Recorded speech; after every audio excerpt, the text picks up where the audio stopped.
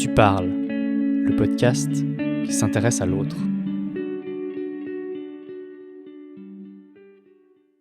Salut, je suis Raphaël et bienvenue dans Tu parles.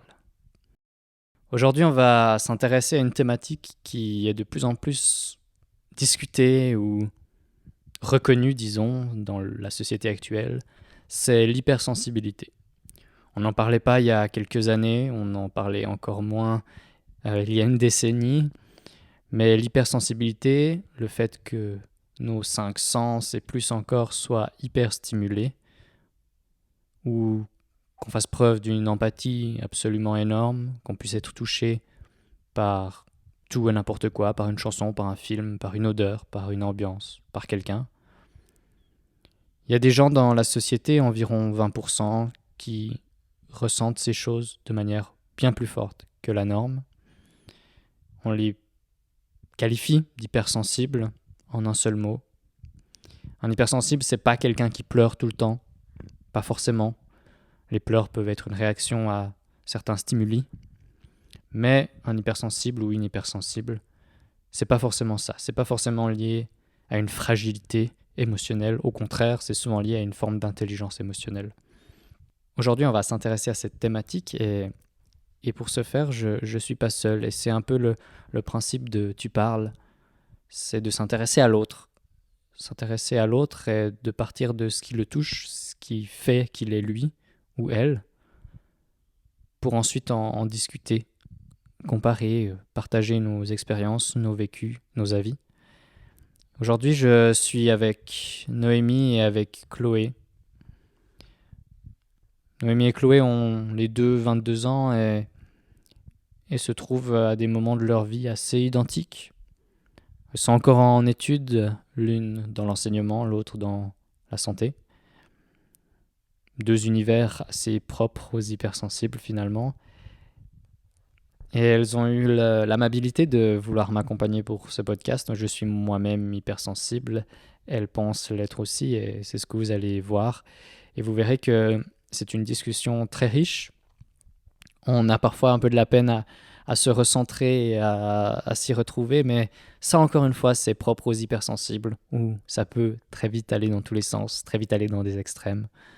Donc on va aborder des thématiques, les relations amicales, les relations amoureuses, le monde professionnel, l'attente des parents, le monde médical, les soins, la santé mentale, comment les hypersensibles ou comment nous trois hypersensibles avons vécu ou sommes en train de vivre la crise du coronavirus. Bref, plein de choses qui font que c'est une discussion très intéressante qui dure un bon moment. C'est très très riche. Ce podcast s'adresse principalement aux personnes hypersensibles, mais aussi, et je trouve ça important, aux personnes qui soit pensent l'être, ou soit aux personnes qui connaissent des hypersensibles. Ça peut être très très pertinent de s'intéresser à eux pour les comprendre. Donc j'espère que ça va vous parler et je vous souhaite une très très bonne écoute. Tu parles, le podcast qui s'intéresse à l'autre.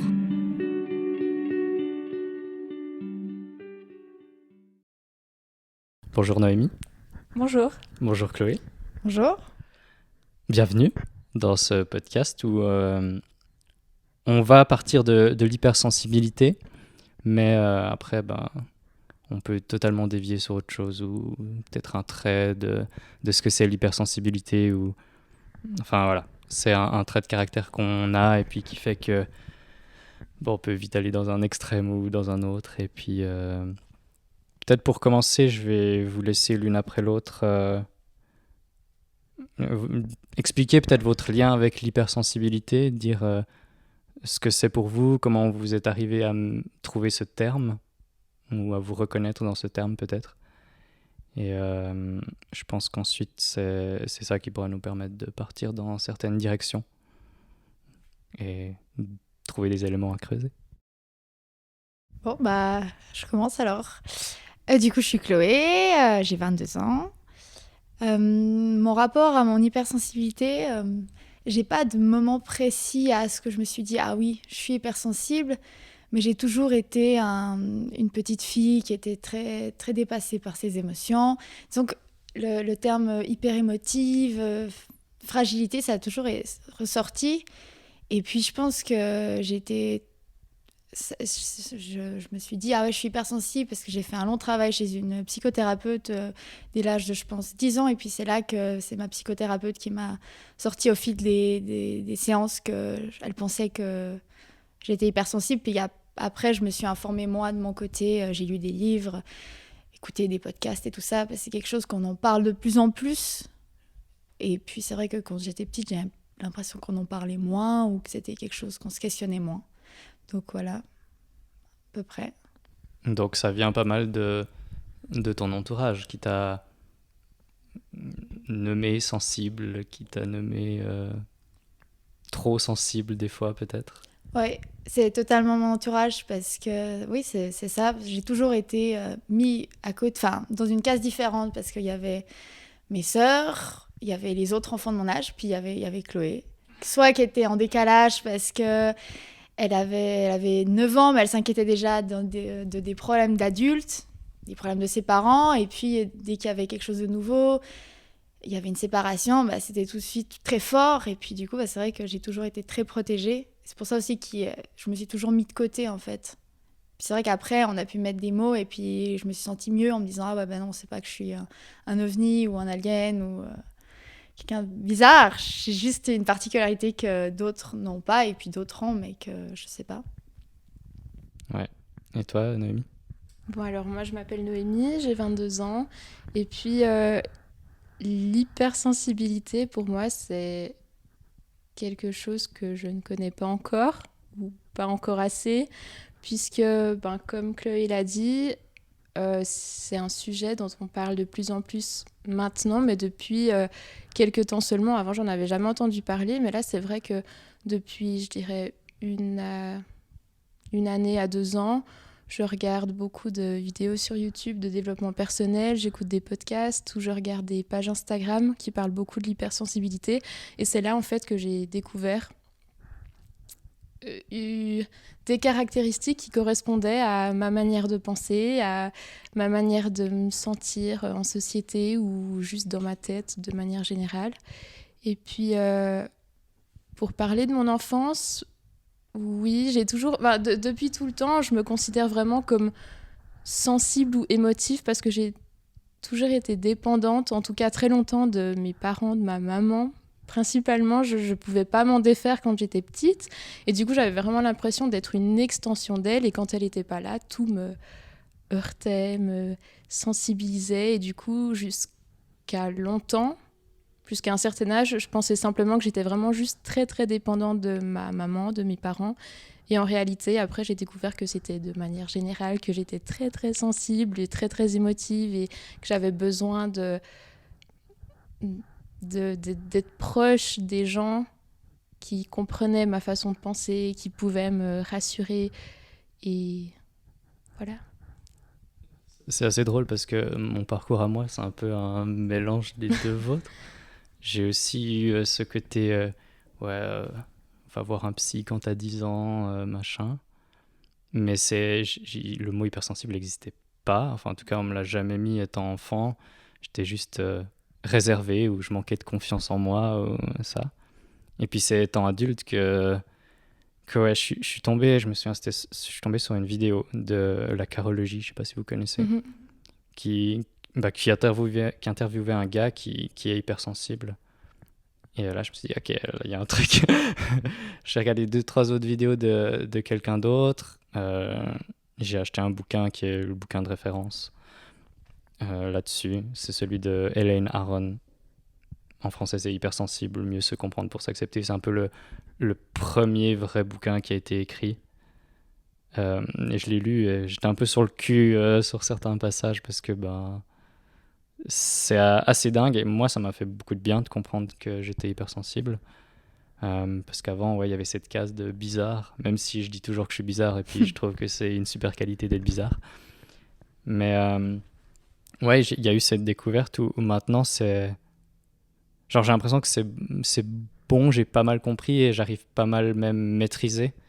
que ce soit les émotions ou tout ça, même s'il y a des choses hyper ancrées qui font que c'est des comportements que je pourrais pas changer parce que je suis comme ça. Mais il faut savoir que pour ceux qui nous écoutent, il y a environ 20% de la population qui est hypersensible. Et dans ces 20%, 70% qui sont plutôt introvertis et 30% qui sont plutôt extravertis. Et j'imagine que là, on est 3 introvertis. Oui, tout à fait. Oui. Je sais pas si dans votre entourage, vous connaissez des gens qui sont hypersensibles ou vous pensez qu'ils sont hypersensibles sans leur dire, parce que voilà. Mais moi, je connais beaucoup plus d'hypersensibles introvertis, ce qui est logique. Mais je connais aussi des hypersensibles extravertis et j'ai beaucoup de peine à me dire qu'ils sont hypersensibles, en fait. Enfin, parce qu'ils sont toujours hyper joviaux, ils ont besoin de plein de relations sociales. Et pour moi, ça, c'est genre mon antithèse totale. Alors que ces gens me disent ouais, je suis hypersensible, machin. Je sais pas si dans votre entourage il y a, enfin, pas besoin de les nommer bien sûr, mais des gens. Alors dans mon entourage, non, je connais pas de personnes hypersensibles extraverties. Je connais des personnes hypersensibles, mais pas extraverties. Par contre, je connais des personnes hypersensibles où c'est vraiment pas une sensibilité émotionnelle comme je pourrais avoir, mais c'est vraiment une sensibilité à... En fait, les 5 sens, je sais pas comment dire, par exemple, les odeurs les dérangent vraiment fortement, les goûts, ils ont des goûts super développés que je sais pas, quand je mange un aliment, juste je mange la globalité de l'aliment, puis c'est un goût global et j'apprécie ou pas. Mais je connais une personne qui vraiment, elle a un goût surdéveloppé et du coup, elle peut dire qu'une partie de l'aliment, elle l'aime bien et que l'autre partie, elle l'aime pas. Enfin, ça, c'est vraiment assez fou, je trouve, une hypersensibilité pareille. Mais sinon, extraverti, non. Pour revenir à ce que tu disais précisément, non, pas vraiment. Ce dont tu parles là par rapport aux 5 sens, ça peut faire partie de l'hypersensibilité, mais c'est de l'hyperesthésie. Ah, ok. Donc c'est dire c'est des gens qui vont pas forcément être hypersensibles dans le sens où on va aborder après tout ce qui est empathie, tout ce qui est environnement, les éléments qui peuvent nous déranger, quoi que ça c'est pas mal lié aux 5 sens, ou ressentir des choses hyper fortes. Mm-hmm. Mais il y a l'hyperesthésie qu'on peut avoir dans certains sens. Par exemple, moi, le bruit, c'est pas possible. Pareil, le bruit et le toucher. Ouais, le toucher, genre, je peux pas porter certaines matières parce que ça va me déranger, pour les vêtements, par exemple. Et puis le bruit, en plus, je suis prof, donc c'est super, mais... Puis tu fais de la musique. Donc... Et puis je fais de la musique qui fait pas mal de bruit. Mais... le bruit au sens négatif. Hein. C'est vrai que genre après une journée de boulot, s'il y a eu trop de bruit, je pars en migraine, quoi. Puis du coup, je suis migraineux et je pense que c'est pas mal lié à ça. Mais du coup, tu voulais dire pour ton entourage si... Ah oui, alors, je sais pas vous, mais du coup, moi, je parle très peu de mon hypersensibilité, hormis mon cercle familial ou mes amis très proches, parce que c'est mon truc, c'est moi, et puis... peut-être qu'on en parlera très certainement après, mais je me suis un peu créé un double personnage. Donc, peu de personnes peuvent penser que je suis quelqu'un d'hypersensible. Mais donc, de mon entourage, c'est compliqué parce que il y a plein de personnes... on est tous des introvertis, puis certaines personnes de mon entourage ont des caractéristiques. Ils ont une faible estime d'eux, ou alors ils ont, comme on disait, au niveau des senteurs, c'est très poussé, mais je connais peu... ou je connais pas, que je sache, de personnes hypersensibles, que ce soit introverties ou extraverties. Donc c'est vrai qu'il y a toujours cet élément de décalage avec beaucoup de personnes que je côtoie, que je suis à côté. Mais il n'y a pas de mal. Moi, je sais que je me sens bien avec des personnes qui au moins comprennent ça. Mm-hmm. Dans le sens où je peux avoir des comportements qui font que... Enfin, pour quelqu'un qui pourrait prendre ça hyper mal, genre je peux annuler un rendez-vous 15 minutes avant parce que ça va pas. Puis parce que j'ai plus envie, puis j'ai pas d'autres arguments, j'ai juste plus envie. Puis peut-être qu'une heure après, j'aurais trop envie. Et j'ai juste besoin, moi, dans mon entourage, de gens qui peuvent ne serait-ce que écouter ou comprendre ça, alors que la plupart des gens prendraient ça hyper mal, quoi. C'est juste ça, mais ouais. Un entourage que d'hypersensibles, ça serait compliqué, je pense. Mais après, il n'y a pas de juste ou de faux, c'est juste qu'il faut qu'on se sente bien et ne serait-ce qu'un minimum compris, parce que c'est ce qu'on recherche depuis un moment, je crois. Tu parles, le podcast qui s'intéresse à l'autre.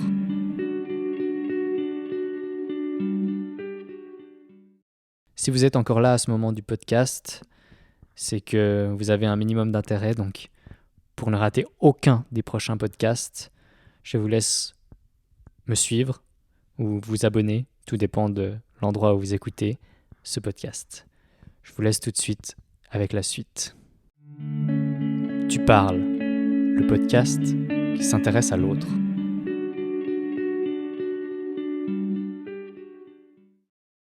C'est ça, c'est le fait que ton entourage le sache ou que tu montres pas, mais ouais, je sais pas comment dire, mais je sais pas si c'est faux ou pas, mais ça se voit. Enfin, moi je le vois, tu vois.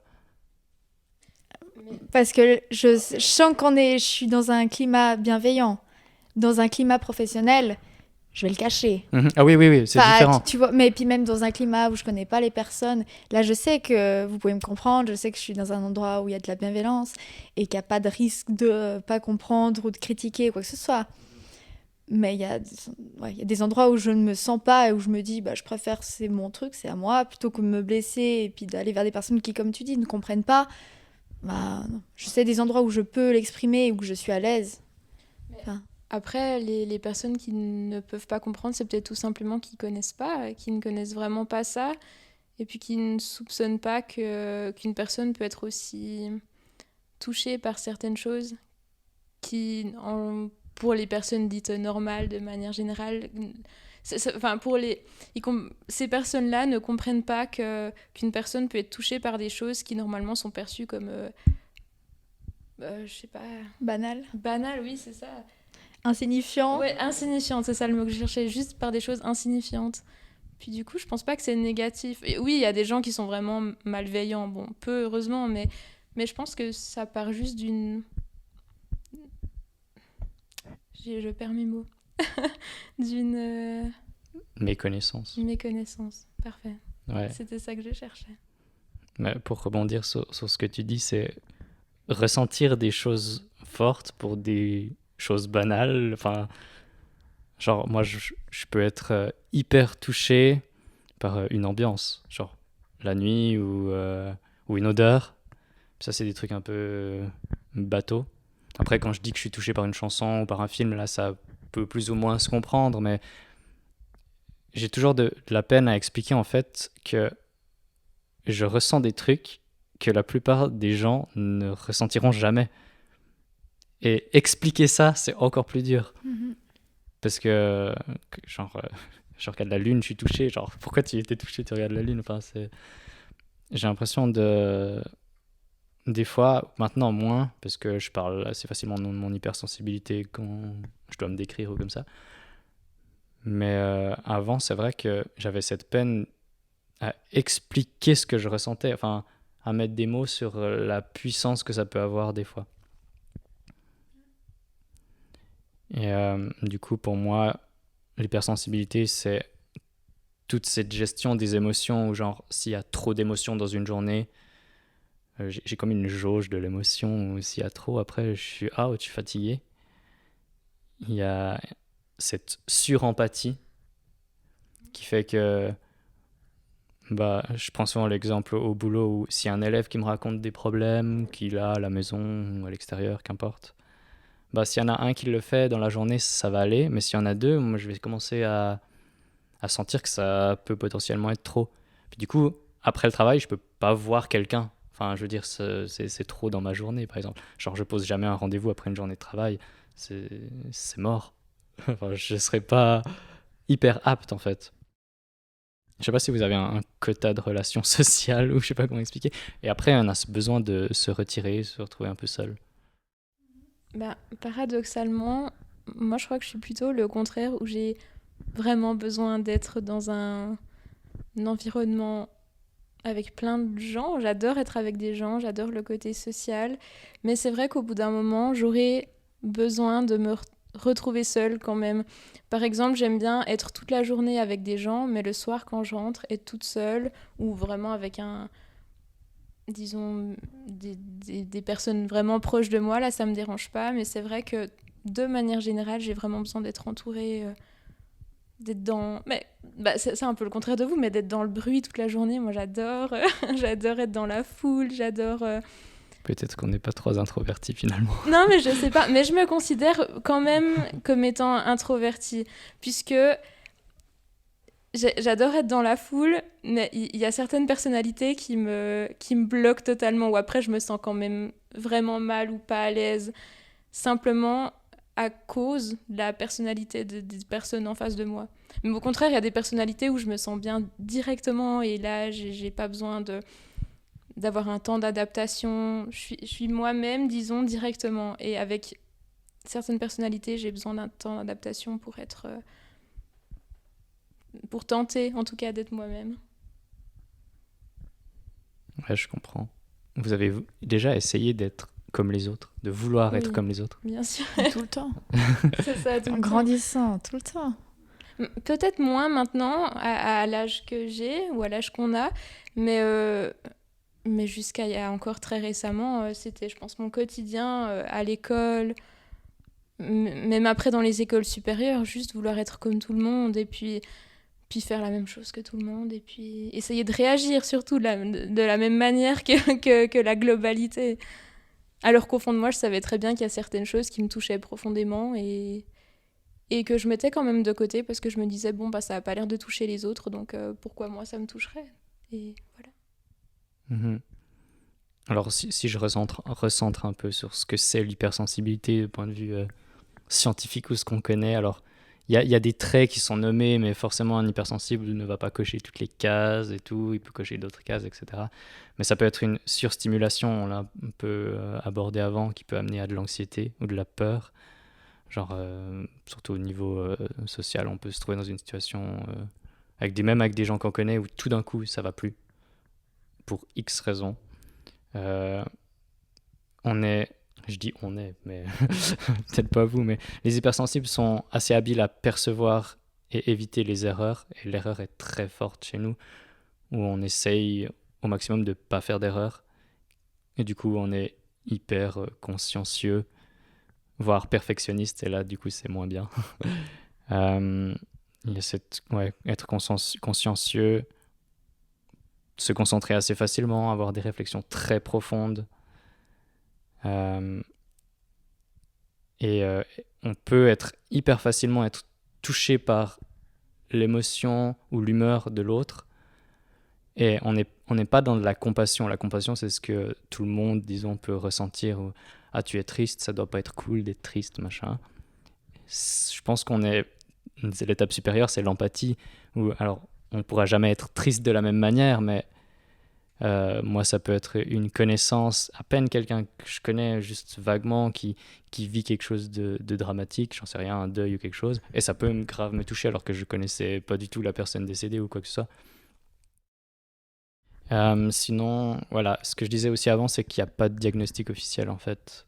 Et il y a une espèce de questionnaire que vous avez peut-être déjà vu, qui comporte des questions oui, non, et puis si on attend oui, on est catalogué hypersensible. C'est assez intéressant, mais je trouve que c'est quand même vachement plus que ça, même si voilà, il y a des critères qui font que je les ai mentionnés un peu avant, mais on a tous les nôtres. Vous parlez beaucoup des émotions, c'est un peu le point central, mais ça peut aussi être voilà, cette empathie. Enfin, chez moi c'est ultra fort, cette empathie en tout cas. Alors, parmi tous les points que tu as cités, le point le plus fort, je pense, chez moi, c'est cette volonté de vouloir toujours bien faire, de vouloir arranger les gens, de vouloir essayer de plaire aux gens, et encore plus... ça, par exemple, c'est un comportement que j'ai tendance à avoir avec j'allais dire les adultes, bien que j'en sois une, mais les personnes plus âgées que moi, disons. Que ce soit envers mes parents, envers, je sais pas, les parents de mes amis, envers des responsables dans le travail ou dans les écoles, où là, vraiment, je veux toujours me plier en quatre pour montrer la meilleure version que je peux faire, et puis du coup, en fait, chercher constamment ce qui pourrait plaire à la personne, et faire toujours ce qui plaît à la personne, et pas ce qui me plaît à moi, et en fait, faire passer... pas mon bonheur parce que c'est peut-être un peu fort, mais faire passer mes plaisirs après les plaisirs des gens qui m'entourent. Mais est-ce que si tu fais plaisir aux autres, tu te fais plaisir à toi aussi? Pas toujours, non. Ouais. Alors, souvent, oui, mais pas toujours. Je me retrouve tout à fait dans ce que tu dis, de toujours de te créer en fonction de ce que l'autre veut. Et ce que l'autre, ce que tu penses, mais c'est même pas ce que l'autre attend de toi, c'est ce que tu penses que l'autre attend de toi. Mhm. C'est encore C'est pire. exactement ça. Et toujours, en fait, avec chaque personne, du coup, t'es différente parce que tu veux plaire à tout le monde. Mais au final, tu plairas jamais à tout le monde. Et puis, à la fin de la journée, des fois, c'est épuisant parce que tu veux tellement plaire à l'autre et puis que une petite remarque ou une petite erreur, comme tu dis, vu qu'on est tellement exigeant avec nous-mêmes, mais ça nous détruit. Puis après, d'essayer d'en parler aux autres. Mais alors, mais pourquoi tu te mets dans un tel état? Mais enfin. Ah ouais, totalement. Là, vraiment, je me reconnais. Ça peut même être un petit truc qui devient énorme dans notre tête. Genre, moi, je pense à un exemple que j'ai vécu hier, mais c'est tout con. J'ai le concierge de mon école qui est venu vers moi pour me vendre des bouteilles de vin pour son club de foot. Puis je lui ai dit, désolé, je bois pas d'alcool. Et du coup, je lui ai rien acheté. Et je me sens hyper coupable, en fait. Alors que lui m'a dit, bah, c'est pas grave, il y a déjà d'autres personnes qui m'ont... Ouais, c'est Alors ça. que moi, ça m'a travaillé après. J'étais là, mais ouais, j'aurais quand même pu faire quelque chose. Alors que ça se trouve, pour lui, c'est juste insignifiant de chez insignifiant. Puis moi, bah, ça me travaille encore le lendemain, quoi. Donc ouais, c'est... faut faire gaffe à notre santé. Enfin, je veux dire, pas qu'on se pousse à bout pour les autres. En tout cas, moi, c'est quelque chose que j'arrive maintenant bien gérer, où je sais que quand c'est trop, bah, j'arrive à fermer les vannes un peu et me dire que bah, de toute façon, les gens qui sont là, c'est ceux qui veulent être là. Si ce n'est dans le monde professionnel où on a un peu moins le choix. Oui, c'est exactement ce que j'allais dire. Là, actuellement, je suis en stage dans une école et du coup, j'ai des enseignants responsables qui sont responsables de ma formation. Et ça me met dans des états pas possibles quand je prépare des planifications de cours et juste, ils me font un commentaire où je dois modifier un tout petit truc insignifiant, une consigne, un petit mot que j'ai mis dans un PowerPoint. Et j'en fais des montagnes et ça me met dans des états d'anxiété, de pleurs, vraiment pendant toute une soirée. Et du coup, quand tu dis... Enfin, je vois pas comment, en fait, j'arriverais à préserver ma santé dans le monde professionnel, puisqu'en fait, j'ai l'impression qu'on a un peu... C'est un peu un autre devoir dans le monde de la formation, dans le monde professionnel, de plaire, en fait, aux gens qui sont responsables de notre formation. En tout cas, dans le cadre d'un stage. Dans la formation. Ouais. Oui, dans la formation. Bon, même professionnel, quand t'as quelqu'un au-dessus de toi, finalement, t'as quand même cette obligation, malheureusement, de devoir plaire, puis de devoir faire en fonction des commentaires des gens et de leurs attentes, en fait. C'est ça, de devoir correspondre à leurs attentes. Ouais. Bah, moi, je suis dans le même... Enfin, dans le même... dans les choses compliquées que toi, parce que bah, je suis en études d'infirmière et on a des stages comme vous qui durent 2 mois maximum et on en a 2 par année. Et ces périodes de stage, c'est les pires. Parce que voilà, tu sais que tu es évalué, donc il faut que tu plaises. Il faut que tu plaises à la personne qui t'évalue. Tu as une nouvelle équipe. Bon, vous, du coup, c'est un peu... Mais vous avez quand même des collègues et tout. Il faut que tu veux plaire à toute l'équipe. Mais bon, tu peux pas plaire à toute l'équipe. T'es un nouvel environnement, tu connais rien. Enfin, au début, du coup, tu poses plein de questions. Tu te dis, je suis pas efficace. Qu'est-ce qu'ils pensent de moi? J'ai dit des questions débiles. Ensuite, vous, du coup, vous travaillez avec des enfants. Moi, je travaille avec des personnes malades. Mais du coup, il y a tout aussi cette empathie. Écouter les personnes, se plaindre. Donc, au niveau de l'émotion, mais ça augmente. Et puis, à la fin de la journée, c'est comme toi, Raphaël. Moi, quand je suis en stage, c'est bon, je suis morte. Je n'ai plus de vie sociale pendant 6 semaines parce que je suis KO. Et puis, c'est toujours horrible parce que toujours à la fin de mes stages, la chose qu'on me reproche, c'est « t'es trop sensible, t'as pas assez confiance en toi, du coup, même si tu fais plein de trucs, c'est incroyable, t'es top, mais je te mets pas la meilleure note parce que tu manques de confiance en toi. Et du coup, ça te donne pas envie de te dire « Ah ouais, c'est bien, c'est cool d'être hypersensible, dis donc, waouh, j'adore !» Je me dis toujours, mais horrible. Enfin, donc je me dis, dans le monde du travail, c'est vraiment pas ce qui est valorisé. Et du coup, c'est pour ça aussi que moi, je me suis créé cette double personnalité en me disant, mais moi, si je veux mieux réussir, en fait, j'ai mieux le temps de la cacher, quoi. Même si je sais qu'au bout d'un moment, elle me rattrape, puis c'est encore pire, mais... Mais ça me fait vraiment... Enfin, vraiment, tes paroles, elles me parlent. Non, comment dire ça mieux? Te touche. Ouais, non, mais disons que je me reconnais vraiment dans ce que tu dis, puisque les commentaires qu'on me fait à la fin de chaque stage, c'est aie plus confiance en toi, arrête de tout prendre contre toi, arrête d'être... Enfin, mets une barrière entre toi et les élèves. Non, j'arrive pas. C'est pas possible de mettre une barrière entre les commentaires et moi. Et encore moins entre toi et les élèves. C'est ça. Il est où le sens là derrière? Ah non, mais vraiment, tu manques de confiance en toi, c'est dommage. Bah voilà, tu veux que je fasse quoi pour ma confiance en moi? C'est ma manière d'être. Donc, ouais. Et puis c'est surtout que la situation en stage, quel que soit le métier, je pense, c'est pas du tout la même que quand tu seras engagé après. La position de stagiaire, c'est horrible. Quelle qu'elle soit, elle est horrible. Puisque tu dois, comme on l'a dit avant, plaire, tu dois faire en fonction de ton responsable, tu connais pas encore le métier, les gens te prennent pas au sérieux parce que t'es que la stagiaire. Donc j'avais la même chose quand j'étais à la HEP, tout le monde se réjouissait des stages. Ouais, trop bien. Ah ouais, c'est plus les cours, je vais aller en stage, ça va être trop bien. Moi, j'ai détesté ça. Alors que techniquement, je faisais mon métier, mais j'avais pas l'impression de faire mon métier. Puis c'est après, quand j'ai eu ma classe, puis que tiens, je suis tout seul devant une classe déjà. Là, je m'éclate. Mais alors pendant ma formation, mais je détestais les stages, mais je savais qu'après, après ça allait être génial. Et puis, je pense que mon hypersensibilité fait justement que j'ai un lien hyper spécial avec les élèves. Alors, je dis pas que c'est un lien plus fort qu'un autre enseignant ou une autre enseignante, mais vu que toi, c'est peut-être un peu différent, mais en tant qu'enseignant, on a une énorme marge de manœuvre sur ce qu'on fait.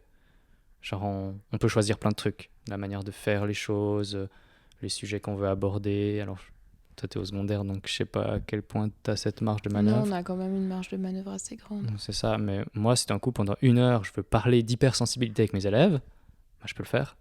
Et puis, il n'y a personne qui va me dire quoi que ce soit. Et ça, c'est hyper important pour moi. Après, peut-être que dans les soins, forcément, c'est... Mais quand même, t'as quand même si il y a des choses qui sont très protocolaires, il y a quand même tout ce rapport à la personne, c'est toi qui... après, si t'as du temps, mais c'est toi qui te donnes le temps d'avoir un lien avec chaque personne différent. Et puis je pense que, après, dans nos cours, c'est drôle, dans nos cours, on travaille l'empathie pour les personnes qui en ont. J'imagine que quand même, quand tu travailles dans le social, tu as quand même un petit peu d'empathie. Enfin, si t'aimes pas les personnes, faut pas travailler dans le social. Donc il y a quand même des personnes qui en ont, mais on travaille d'autres outils pour pouvoir mettre un lien de confiance. Mais il y a quand même une partie, justement, ce lien que tu fais avec la personne et tu mets ta personne, même si nous aussi on nous dit il faut créer une barrière, faut pas être trop touché. Mais c'est pas possible. Enfin, je veux dire, tu peux pas enlever tes habits de travail et puis dire c'est bon, c'est terminé là. Puis tu rentres chez toi, puis t'es pas touché. Je veux dire, on travaille dans des métiers qui nous prennent tellement que c'est juste pas possible. Puis ça, c'est peut-être les effets, enfin, c'est peut-être les côtés négatifs, mais les côtés positifs, il y en a des milliards. Je veux dire, c'est incroyable de travailler avec des humains.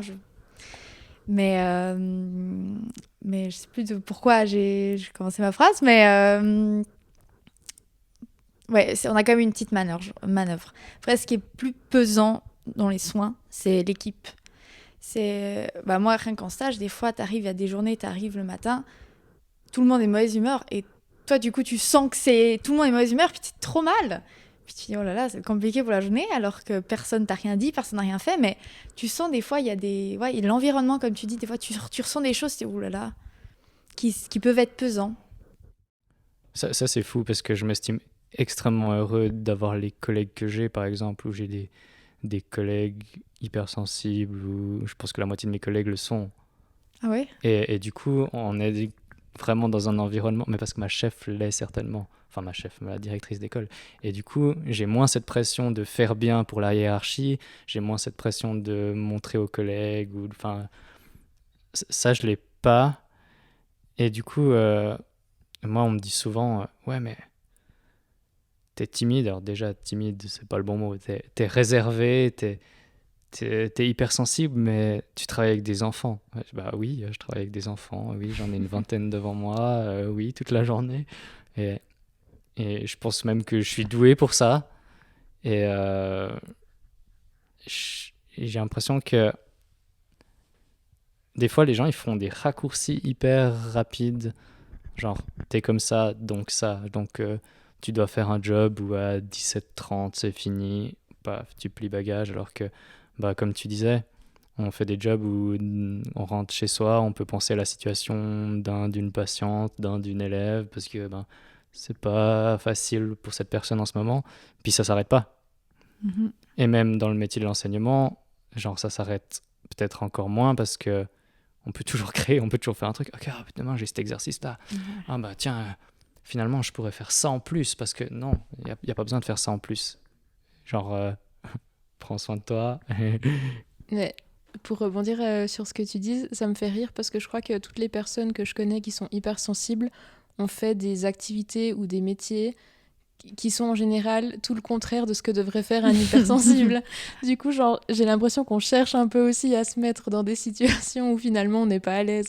Non, c'est pas que je suis pas c'est pas que je suis pas à l'aise dans ce que je fais, mais finalement on se dirige tout le temps vers l'opposé de ce qui nous conviendrait le mieux, enfin de ce qui nous mettrait dans notre zone de confort.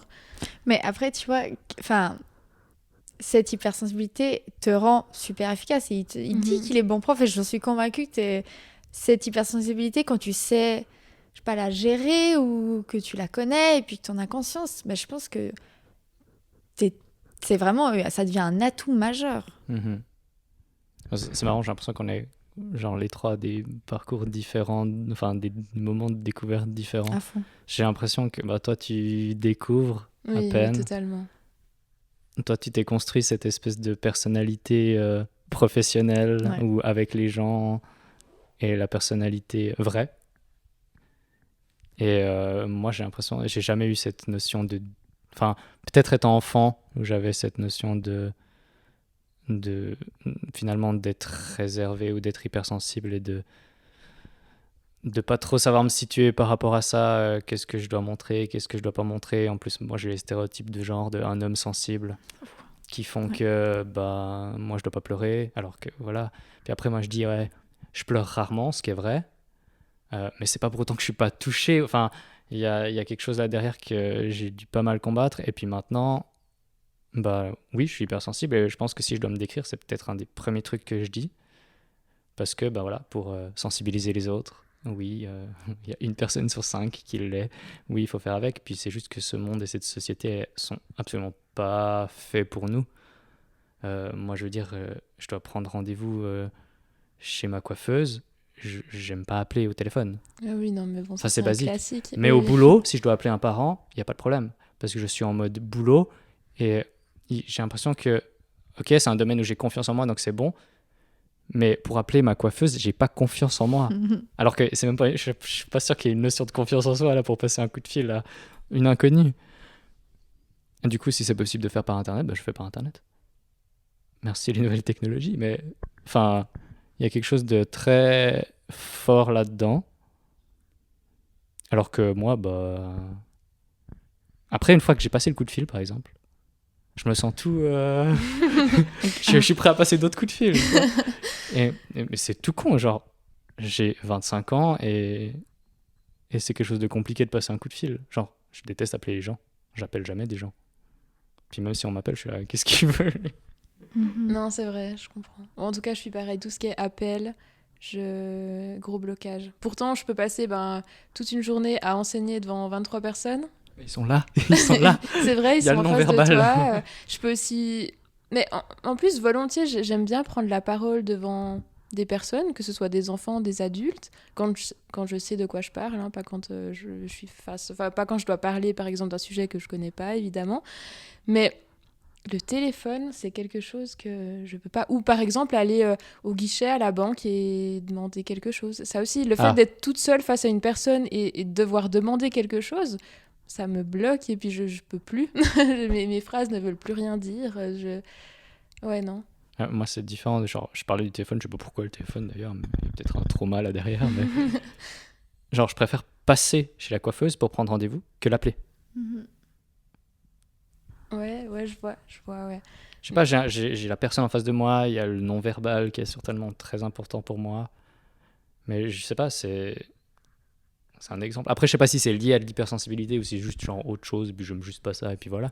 Mais pourtant, je trouve que ça pourrait être rassurant, du coup, de pas avoir ce côté non-verbal, puisque je sais pas, en étant hypersensible, peut-être que tu ferais passer certains messages avec avec le non-verbal, avec ton comportement, enfin avec ton corps. Et du coup, ça pourrait être rassurant d'être derrière un téléphone et tu te dis, bon, bah au moins, la coiffeuse, elle fixe mon rendez-vous et c'est tout. Elle voit pas d'autre chose, elle voit rien d'autre. C'est drôle parce que je parlais de non-verbal de l'autre personne en fait.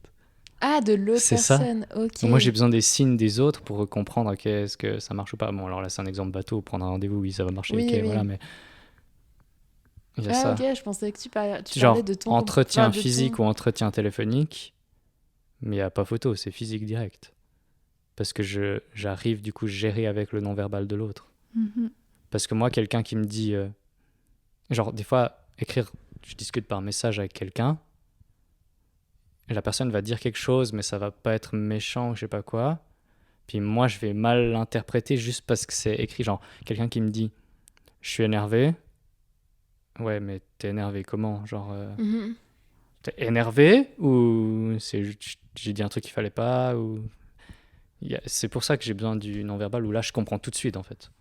Ouais, moi, je fais que des messages vocaux hein, sur WhatsApp aussi, parce que j'ai besoin que parce qu'au moins ils comprennent ce que je dis, Ouais. ils sentent dans mon ton de voix comment je me sens, plutôt qu'un petit message parce que tu m'as pas mis d'émoticône, oh là là, t'es Ouais. peut-être fâché, ou t'as mis un point, ah, attention, enfin, ouais, mais ça me dérange pas trop de faire des appels, c'est vrai que je préfère voir la personne en face, ça clairement.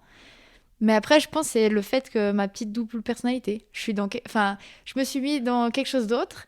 Ces personnes.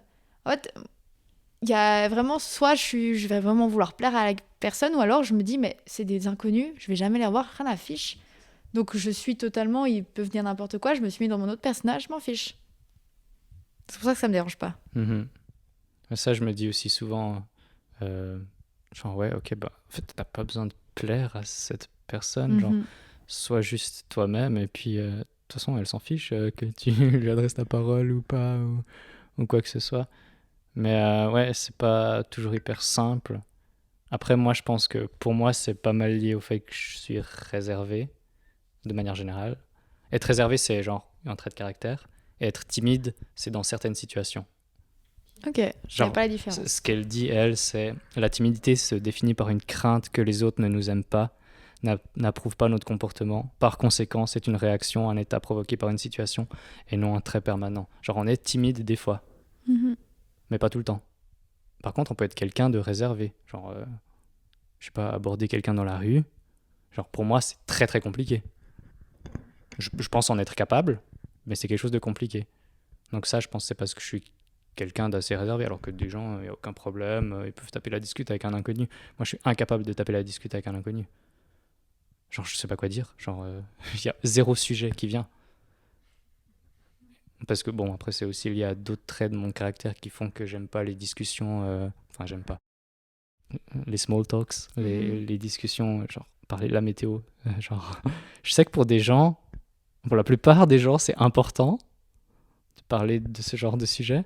Mais pour moi, oui, bah, j'ai vu qu'il faisait beau. Enfin, Mhm. Ouais. Mais du coup, peut-être que je vais couper ton plan, je sais pas, j'ai mais vu pas que de tu plan. parles de small talk et tout, un truc qui m'intéresserait de voir au niveau de tout ce qui est sentimental. Créer des Ouais. relations avec des personnes. Comment ça se passe? Parce que moi, franchement, enfin, je trouve que c'est compliqué. Mhm. Mais du coup, vous? Moi, mais c'est ce que je disais avant, ça dépend de la personnalité. Je vais être en face d'une personne avec une certaine personnalité où ça va passer direct, où là, je peux trouver n'importe quel sujet de conversation tout le temps. Et il y a des personnalités qui, au contraire, me font me recroqueviller sur moi et je suis incapable de plus rien dire. Et après, ces personnes-là, après, ont tendance à penser que je suis solitaire ou que que je suis réservée du coup, alors que pas du tout. Enfin, ça dépend tellement de la personnalité que j'ai en face de moi que... Enfin, je sais pas comment je fais pour créer des relations. Mais tu te poses pas de questions, ça Non, va c'est aussi très bien. Hein. Ouais. Ouais. Genre moi, si je rencontre quelqu'un de nouveau, je pense que dans les 30 premières secondes, je sais si cette personne, je la veux dans ma vie ou Oui, pas. et ouais, c'est vrai. Ah ouais. Wow. Tout de suite avec la personnalité, c'est vrai Ouais. qu'il y a un truc comme ça qui se fait où je sais si ça va le faire ou je sais si ça va pas le faire du tout. Typiquement, moi j'ai de la peine avec les personnes extraverties, genre, mais un peu extrêmes.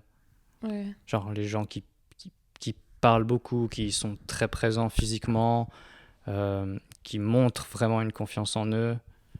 J'ai encore plus de peine quand c'est un homme qui se montre comme ça. Parce que ça, je sais, typiquement, je sais que ça va m'épuiser en fait et je peux pas quoi.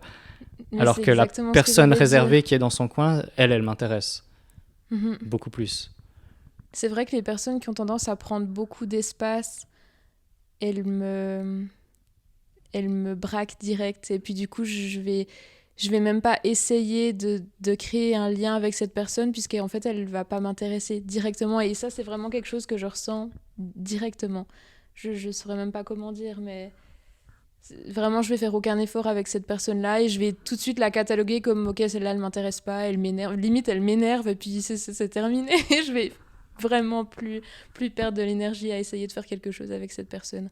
Tandis qu'une personne qui parle pas, ou pas forcément qui parle pas, mais que je vais cerner que sa personnalité est peut-être bienveillante et inclusive, là, ça va m'intéresser et je vais me sentir beaucoup plus à l'aise et enclin à commencer quelque chose. Mhm. Ouais, là après, c'est marrant que tu dises ça parce que d'un côté, on a cette espèce, enfin, en tout cas toi et moi, toi un peu moins, t'arrives moins à voir directement si... Bah, c'est comme vous, moi, étant quelqu'un... Du coup, je pense que je serais plutôt timide que réservée, mais je suis quand même quelqu'un d'introverti. Bah, quelqu'un qui prend toute la place, un meneur et tout, bon bah... Je vais écouter parce que moi j'aime bien être une suiveuse et puis voilà, mais c'est vrai que c'est pas quelqu'un, je sais que voilà, je vais pas le revoir, mais c'est vrai que j'arrive moins à sentir comme vous, mais par exemple, j'ai très peu d'amis, mais c'est des amis, je sais que je Ouais. peux compter sur eux, mais jusqu'à la fin de ma vie, mais j'en ai très peu. Puis que, ouais, je suis toujours impressionnée pour ceux qui ont des milliards d'amis. Enfin, du coup, c'est pas des amis, c'est des connaissances, mais c'est vrai que moi, je suis à l'aise, très à l'aise avec peu de personnes. Pareil, Pareil. j'ai un Très à l'aise, ouais, cercle non. d'amis assez moindre. Genre même dans mon cercle d'amis, je pense qu'il y a des connaissances. Et même, je pense que j'arrive pas à 10 Mais d'amis. personnellement, l'amitié, c'est vraiment, je pense, un des sujets les plus sensibles chez moi, puisque je rêverais d'avoir plein d'amis, d'avoir un groupe d'amis, ce serait vraiment mon rêve, mais j'en ai pas. Très clairement, je n'ai pas d'amis, et ça me pèse énormément de pas avoir d'amis, parce que je me dis, mais comment les gens font pour avoir autant j'allais dire de connaissances, mais du coup, j'ai quand même l'impression qu'ils les considèrent comme leurs amis. Ils ont Pour vraiment eux, oui. ce groupe-là de personnes où ils font plein de choses ensemble. Et moi, j'arrive pas à voir ces gens-là autour de moi. Ou alors, je trouve pas ces personnes-là et je sais pas comment faire pour les trouver. Mais il y a aussi le fait, enfin moi aussi souvent, maintenant ça va mieux au niveau amitié, mais quand j'étais jeune aussi, vu que tout le monde, tu vois, tout le monde a plein de copains, plein de copines, faisait des anniversaires énormes, tout ça, et aussi les fêtes, les nouvel an, et l'angoisse où Oh là là. faut trouver l'endroit pour faire la meilleure soirée du monde. Et puis, mais je me dis aussi, ils se disent, ils ont plein d'amis, mais au final pour eux, enfin ils ont des amis qui parlent de sujets n'importe quoi, mais que par exemple, moi, je sais que mes amis, moi, je dois me sentir à l'aise et je dois pouvoir parler de tout. Et je me sentirais pas de parler de tout, de mon intime, avec des connaissances, tu vois. Mhm. Mais justement, comment tu fais pour trouver ces personnes-là avec qui tu peux parler de tout? Parce que moi, j'ai l'impression que quand je trouve quelqu'un où je me dis, ok, cette personne-là, ça pourrait être mon ami, il va forcément arriver un moment où c'est pas forcément conscient de la part de cette personne, mais en fait, elle va me décevoir et je vais me dire, ah ouais, ok, en fait, non, ça va pas être possible parce que cette personne est comme ça et elle a fait ça. Donc, moi, dans ma tête, je vais tout de suite switcher et me dire, ok, cette personne-là, ça va pas pouvoir être mon amie parce qu'elle a fait ça. Mais d'un côté, c'est bien parce que tu fais un espèce de tri naturel. Tu te protèges. Ouais. Oui, mais ça fait que je suis profondément seule. Ouais. Et du coup, c'est quand même problématique. Moi, j'ai eu une adolescence très très solitaire, Et puis après, plus j'entrais dans l'âge adulte, plus ça a été en termes de cercle d'amis. Genre là, je peux dire, j'ai vraiment un groupe d'amis où je peux leur dire, ok, venez, on fait une soirée, on se voit, je sais qu'ils vont être motivés. Mais j'ai aussi dû me séparer de certaines personnes que je considérais comme être des amis. Et je veux dire, c'est pire qu'une rupture amoureuse pour moi, une rupture amicale. Enfin, je veux dire, déjà le temps que je comprenne, ok, une rupture amicale, ça existe. Et il y a vraiment, j'ai dû faire le tri. Et maintenant, justement, ce tri, je le fais très naturellement avec les gens que je rencontre. Mais je suis pas sûr d'avoir une solution pour trouver des amis, même si ça a été un grand problème d'une partie de ma vie. Mais c'est vrai que je pense qu'en vieillissant, les personnes se découvrent, enfin, c'est des personnes sont plus en train de se découvrir à aller partout, et puis maintenant tu sais plus qui t'es, puis je pense que tu attires après les bonnes personnes.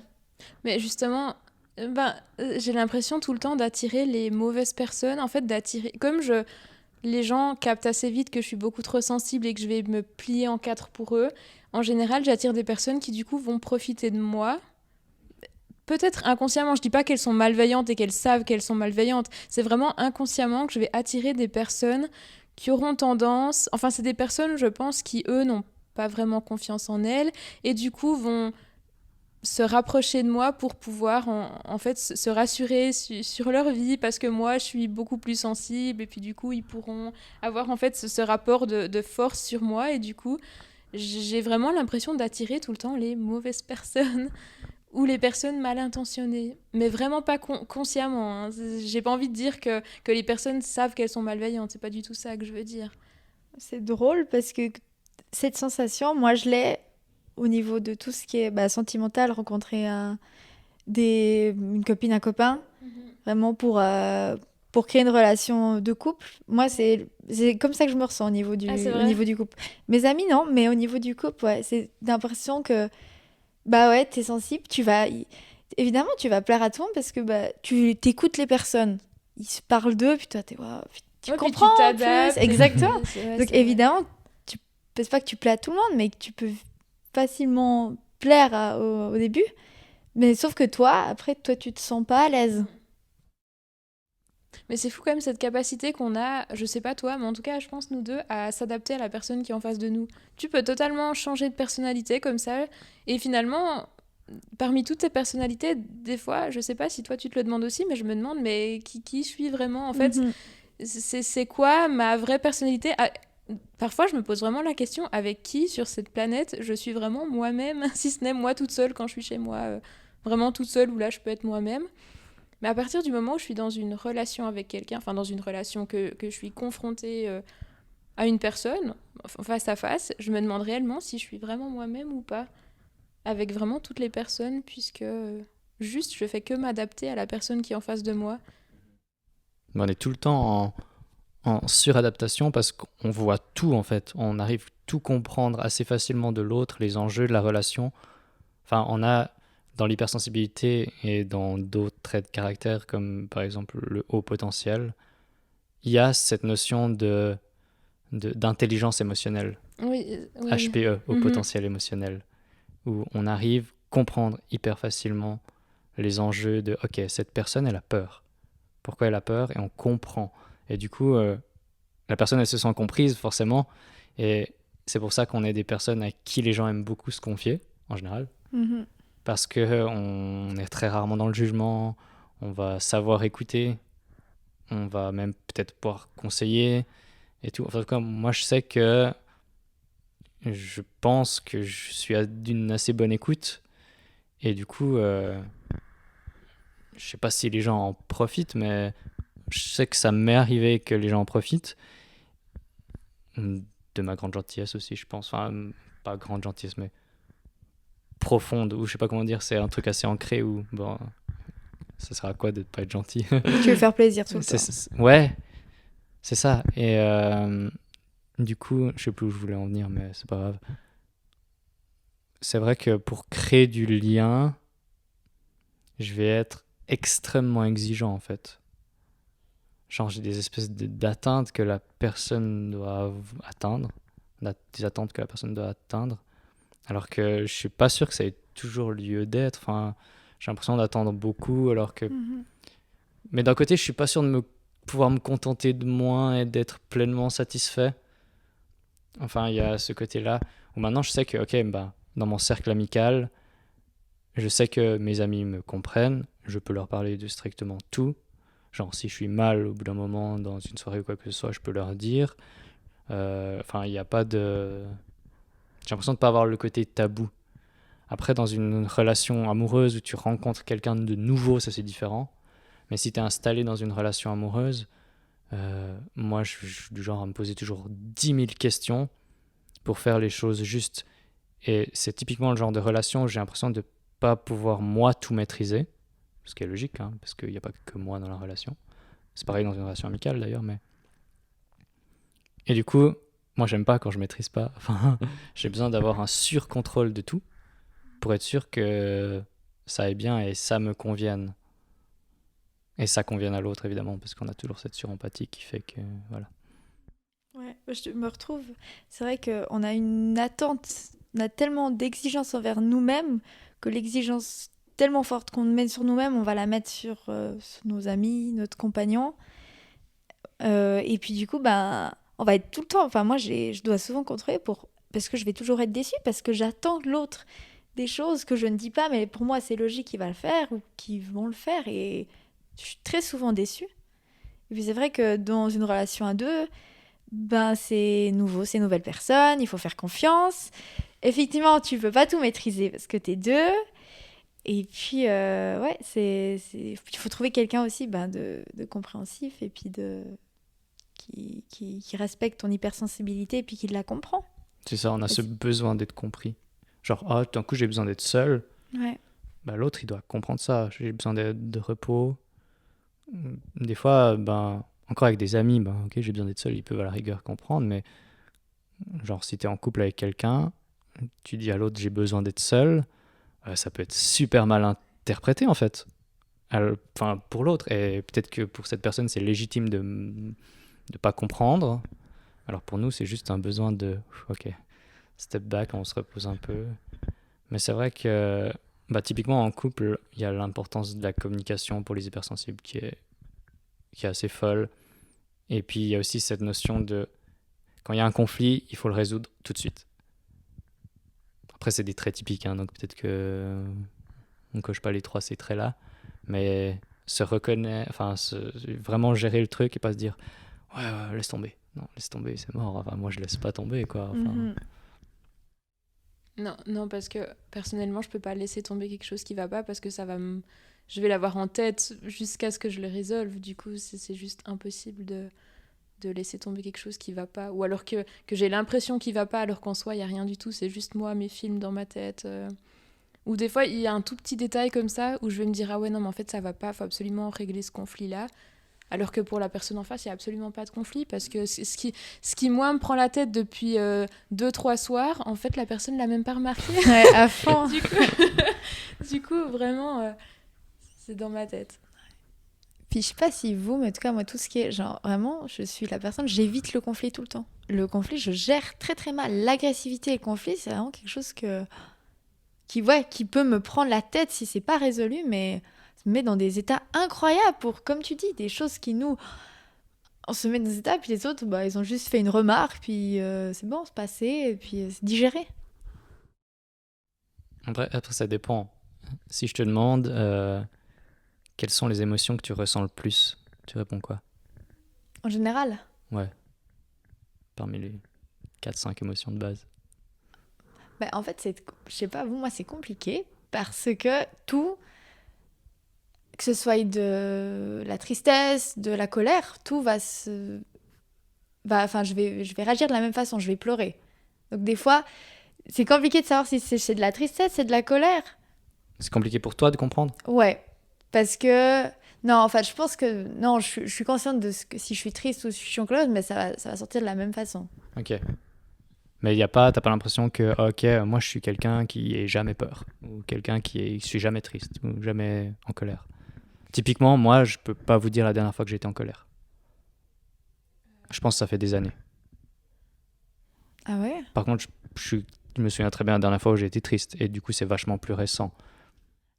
Alors, je suis plus souvent triste qu'en colère. J'avoue que je suis rarement, mais tu vois, ma colère, ça va pas être des cris Enfin, je vais pas être agressif, c'est que je vais pleurer et puis c'est tout, mais je vais être déçue ou quoi que ce soit, mais c'est vrai que je suis plus souvent triste qu'en colère, ça c'est certain.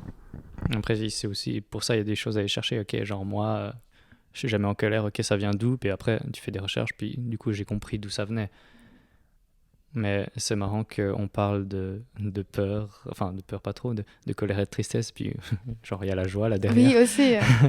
Et c'est vrai, je sais pas à quoi ressemble notre discussion jusqu'à maintenant. Est-ce que c'est hyper négatif et tout? Alors que pour moi, l'hypersensibilité, genre je suis content d'être hypersensible, j'ai l'impression que c'est un don et puis ça me permet de comprendre plein de choses.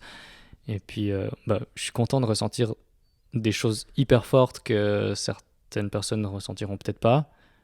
Mais je m'en fiche. C'est fou qu'une chanson puisse pas forcément me faire pleurer, mais je sais pas comment dire, mais j'allais parler de transe, mais il n'y a pas une transe, mais il y a comme un espèce de stade supérieur qui fait que, enfin, une sensibilité, genre vraiment, je sais pas, j'ai vraiment beaucoup de peine à encore mettre des mots là-dessus, mais vraiment, genre, c'est plus que la normale, et puis tu peux pas l'expliquer.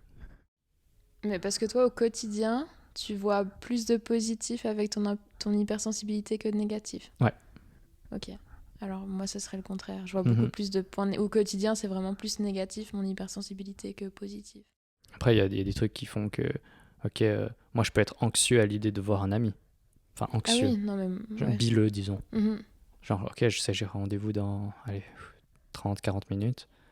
Je peux être un peu stressé. Alors que c'est quelqu'un que je vois régulièrement, qui va pas me juger. Mhm. Il y a que dans le monde professionnel où j'ai pas ça, en fait. Après, ça peut être Ou lié. que t'as plus ça, peut-être, dans le monde Ou que j'ai plus ça. Ouais. Enfin, ouais, ça Mhm. dépend ce qu'on entend par monde professionnel, mais c'est vrai que, je sais pas, ou typiquement, là, on avait rendez-vous à 13h. J'étais persuadé que vous alliez arriver à l'avance. Vous êtes les deux arrivés à l'avance. Ah oui, non, mais ça, comme on en a parlé juste avant, pour moi, c'est impensable d'arriver en retard à un rendez-vous. D'ailleurs, je l'ai dit, je préfère annuler un rendez-vous, à moins que ce soit vraiment important et que là, je dois y aller, mais je préfère annuler un rendez-vous plutôt qu'arriver en retard. Je pense au moment où je suis en retard, je préfère abandonner l'idée d'aller à ce rendez-vous plutôt que d'y aller en retard.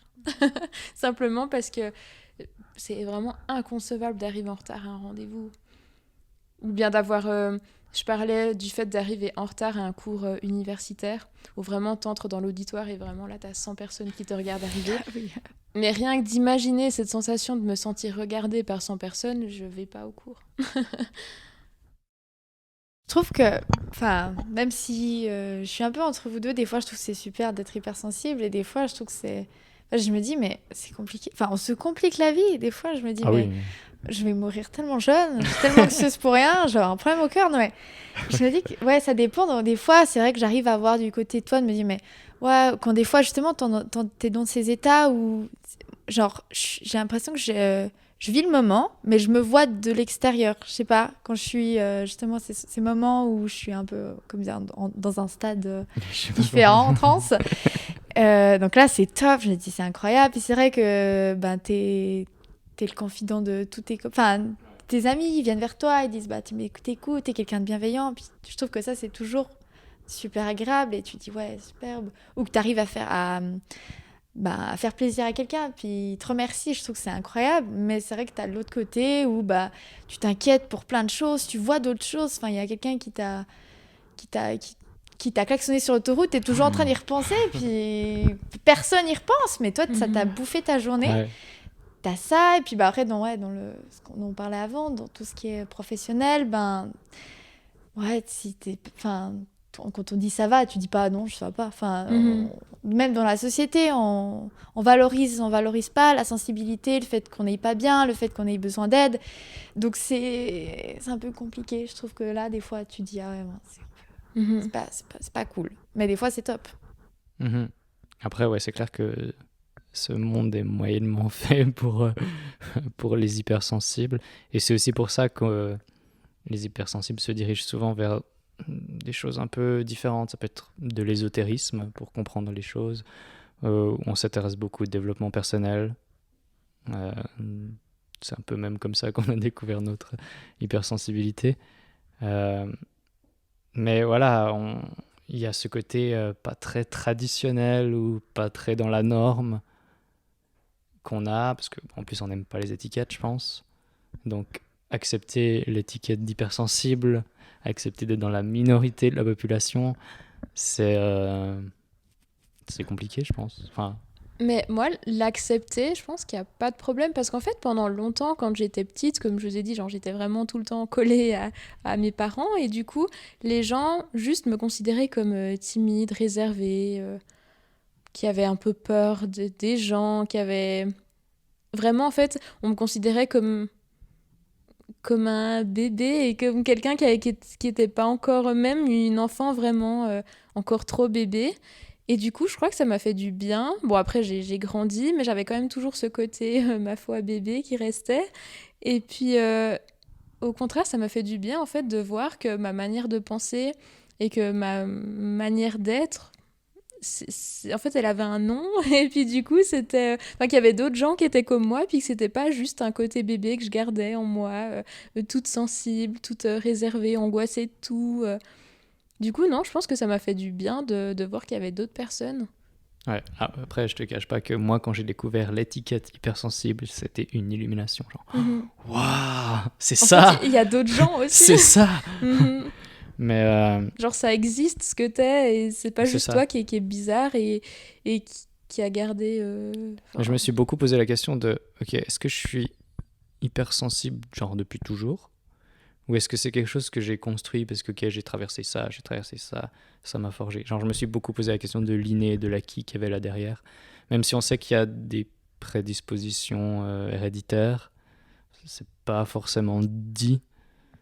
Euh, Du coup, je me suis pas mal posé la question et je crois que j'ai pas encore la réponse parce que j'ai presque l'impression d'être plus hypersensible depuis que je sais ce que c'est l'hypersensibilité. Oui, Enfin, mais je d'être trouve plus que alerte en tout cas. c'est aussi ça le souci, c'est que quand on va lire quelque chose sur une page Instagram ou dans des livres de développement personnel, on va tendance à lire les symptômes, je sais pas si on peut appeler ça des symptômes, mais lire les caractéristiques, et puis tout d'un coup se dire ah ouais c'est vrai je suis comme ça, ah ouais moi aussi en fait du coup c'est vrai je suis comme ça, et on va en fait penser qu'on correspond à tous ces critères alors qu'en soi non, c'est juste parce qu'on les lit. Du coup, je trouve que c'est aussi ça qui est difficile. Est-ce que réellement je suis hypersensible? Je sais pas. Je sais pas si juste je m'associe à l'étiquette hypersensible parce que je me reconnais dans certains points ou si vraiment. Enfin, je sais pas si vous avez compris ce que je voulais dire, mais. Ouais. Bah, moi, je trouve, quand j'ai pas été comme vous, où on m'a mis une étiquette, puis j'étais, ah ouais, incroyable, parce que c'est vrai, comme tu dis, tu lis les caractéristiques, mais moi, je vois ça des fois un peu comme l'horoscope. C'est un peu écrit, puis tout le monde se dit, ah oui, ouais, Oui, c'est vrai, ça me touche, c'est moi, c'est moi. C'est exactement Mais ça. par contre, là, en étant les trois et en discutant de tout ça, là, je me dis, ah ouais. Par exemple, le fait que tu dis avec le sentir bébé et tout ça, mais moi, c'était la même chose. Ce sentiment d'être la fragile, d'être la Mhm. protégée. Puis même maintenant, j'ai 22 ans, il y a toujours, j'ai l'impression que j'ai toujours quand même le petit bébé qui est à Ah ouais, l'intérieur. moi aussi. Et c'est ça qui représente mon hypersensibilité. Genre, Mhm. j'ai l'extérieur, donc une femme de 22 ans. Et puis j'ai la petite Chloé à l'intérieur qui a peur de tout, qui pleurniche, puis qui a besoin d'être rassurée. Mhm. Et puis qui se manifeste à certains moments. Il y a ce côté, ben, comme tu dis, bébé, là, qui va reprendre le dessus sur moi. Et quand ce côté-là reprend le dessus sur l'autre côté de moi à 22 ans, moi à 22 ans, tout simplement, alors là, c'est terminé. Crise de larmes, anxiété, panique, angoisse, tout ce qui est possible d'avoir, c'est vraiment, je, je me sens vraiment vulnérable et enfant, et j'ai besoin d'être entourée. Bah, comme une enfant qui serait paniquée parce qu'elle a peur de quelque chose. Et ouais. Non, je pense qu'en moi, j'ai quand même toujours ce côté-là. Qui peut surgir à tout moment, hein, je précise. Ah ouais, Que ce soit dans le positif ou dans le j'allais te négatif. demander si ce côté bébé, ou même vous demander à vous deux, s'il arrive quand vous êtes seul, puis du coup vous l'assumez entre guillemets, ou si genre, ça peut arriver n'importe quand. Parce que moi, j'ai pas l'impression de l'avoir, ou si je l'ai, c'est quand je suis seul. Moi, je pense qu'il peut arriver à tout moment. Et puis du coup, t'as besoin de réconfort, c'est ça? Ouais. Mais, j'ai un peu honte de dire ça, mais je crois que le seul réconfort dans ces moments-là qui m'est utile, puis qui m'apporte quelque chose, c'est vraiment le réconfort de la maison, de la famille, Ah oui, de mes non. parents. Ouais. Il y a personne d'autre qui pourrait combler ce besoin-là que j'ai à ce moment-là. Mais c'est fou quand même de se dire... En fait, des fois, je me pose vraiment la question de... C'est quand que je vais devenir adulte ou autonome et juste ne plus devoir, je sais pas, appeler ma maman parce que j'ai un problème, parce que... Mais vraiment, j'ai un problème con de la vie quotidienne. Ma machine à laver est en panne, mais la première chose que je vais faire, c'est appeler ma maman. Et qu'est-ce qu'elle ferait, ma maman, dans Les ce mamans cas-là? ont toujours toutes les Non, mais solutions. c'est ça. Et du coup, là, c'est un exemple qui me touche pas. Enfin, voilà, si la machine à laver a un problème, c'est pas très grave. Mais dès que j'ai un problème un tout petit peu plus grave qui touche les émotions, là aussi, j'ai de nouveau ce côté enfant qui va revenir, où j'ai besoin d'être rassurée par ma maman, par ce côté maternel. Ouais. Tu penses que ça vient du fait que tu as été longtemps enfin, tu es toujours très attaché à elle, mais tu te parlais de ce lien particulier que tu avais avec elle étant petite? Je sais pas, mais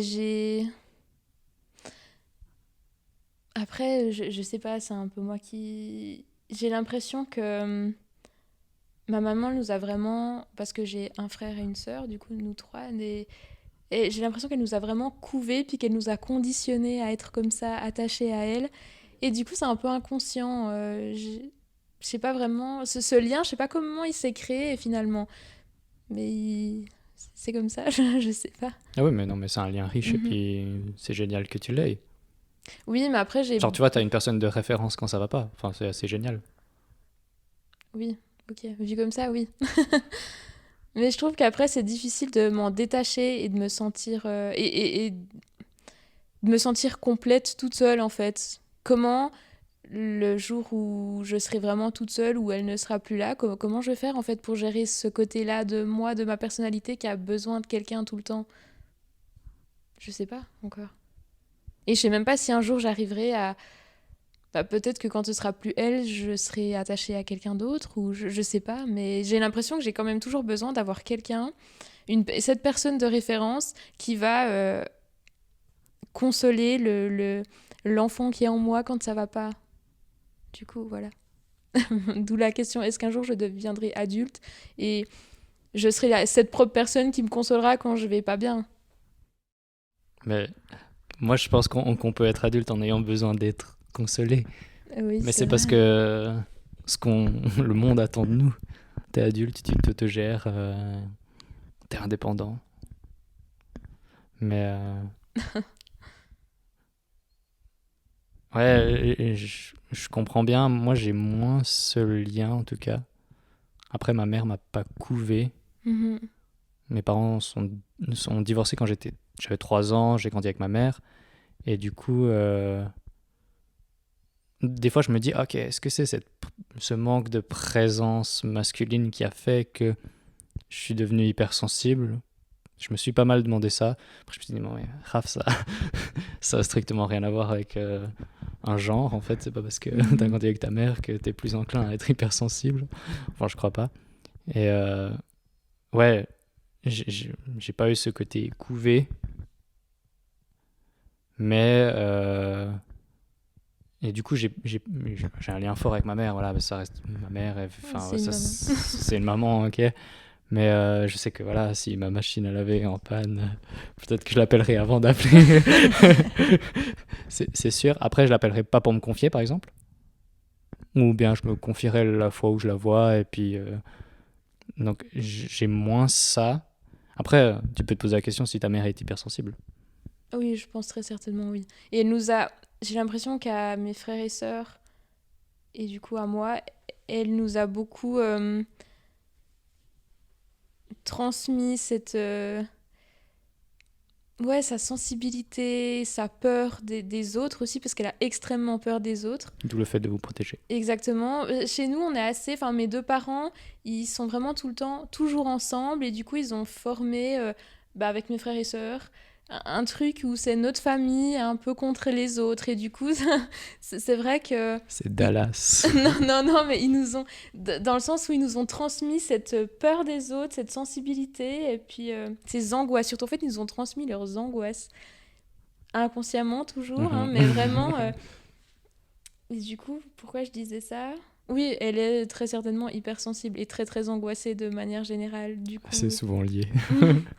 Et c'est très drôle parce que ma famille, c'est un peu... Enfin, dans certaines choses, mes parents ont toujours aussi été très soudés et on a aussi créé un peu une sorte de clan. On partait en vacances, bah, on était entre nous, et on faisait tout entre nous. Alors, moi, je vois pas... Enfin, je sais que ma famille n'est... Enfin, aucun membre de ma famille est hypersensible. Je vois plutôt ça comme on est tous des introvertis, on n'est pas très sociables, on s'aime bien entre nous. Et puis, c'est vrai que, par contre, vu que j'ai une grande sœur, j'ai une fausse sœur jumelle. Et puis, c'est vrai que, par contre, je suis la seule, je pense, hypersensible. Et du coup, je pense que mes parents ont dû voir que j'étais petite, la petite fille angoissée, la petite fille qui pleurait souvent, petite fille compliquée. Et du coup, j'ai eu un traitement particulier. Et j'ai été la seule, je sais pas si c'était couvé, mais on la protège, faut pas, parce que dès que j'étais un peu mise vers le danger, ça allait tout de suite pas. Du coup, j'ai toujours été un peu la protégée, ce qui a créé en fait une relation qui j'étais pas plus considérée comme mes deux autres sœurs, et en fait j'étais dans une sorte de triangulation avec mes parents où j'étais au même niveau qu'eux, alors que j'avais 10 ans et que j'étais pas un adulte, quoi. Je devais pas supporter les problèmes de la famille, mais je le faisais parce que c'était mon côté hypersensible qui voulait être l'ange gardien de tout le monde et pouvoir sauver tout le monde. Et puis, du coup, c'est vrai que c'est quelque chose que j'ai fait pas mal de séances chez une psychothérapeute où j'ai dû apprendre à être un enfant et puis profiter de ta enfance, de ton adolescence, de tes problèmes, et puis pas vouloir... être le troisième adulte dans la famille.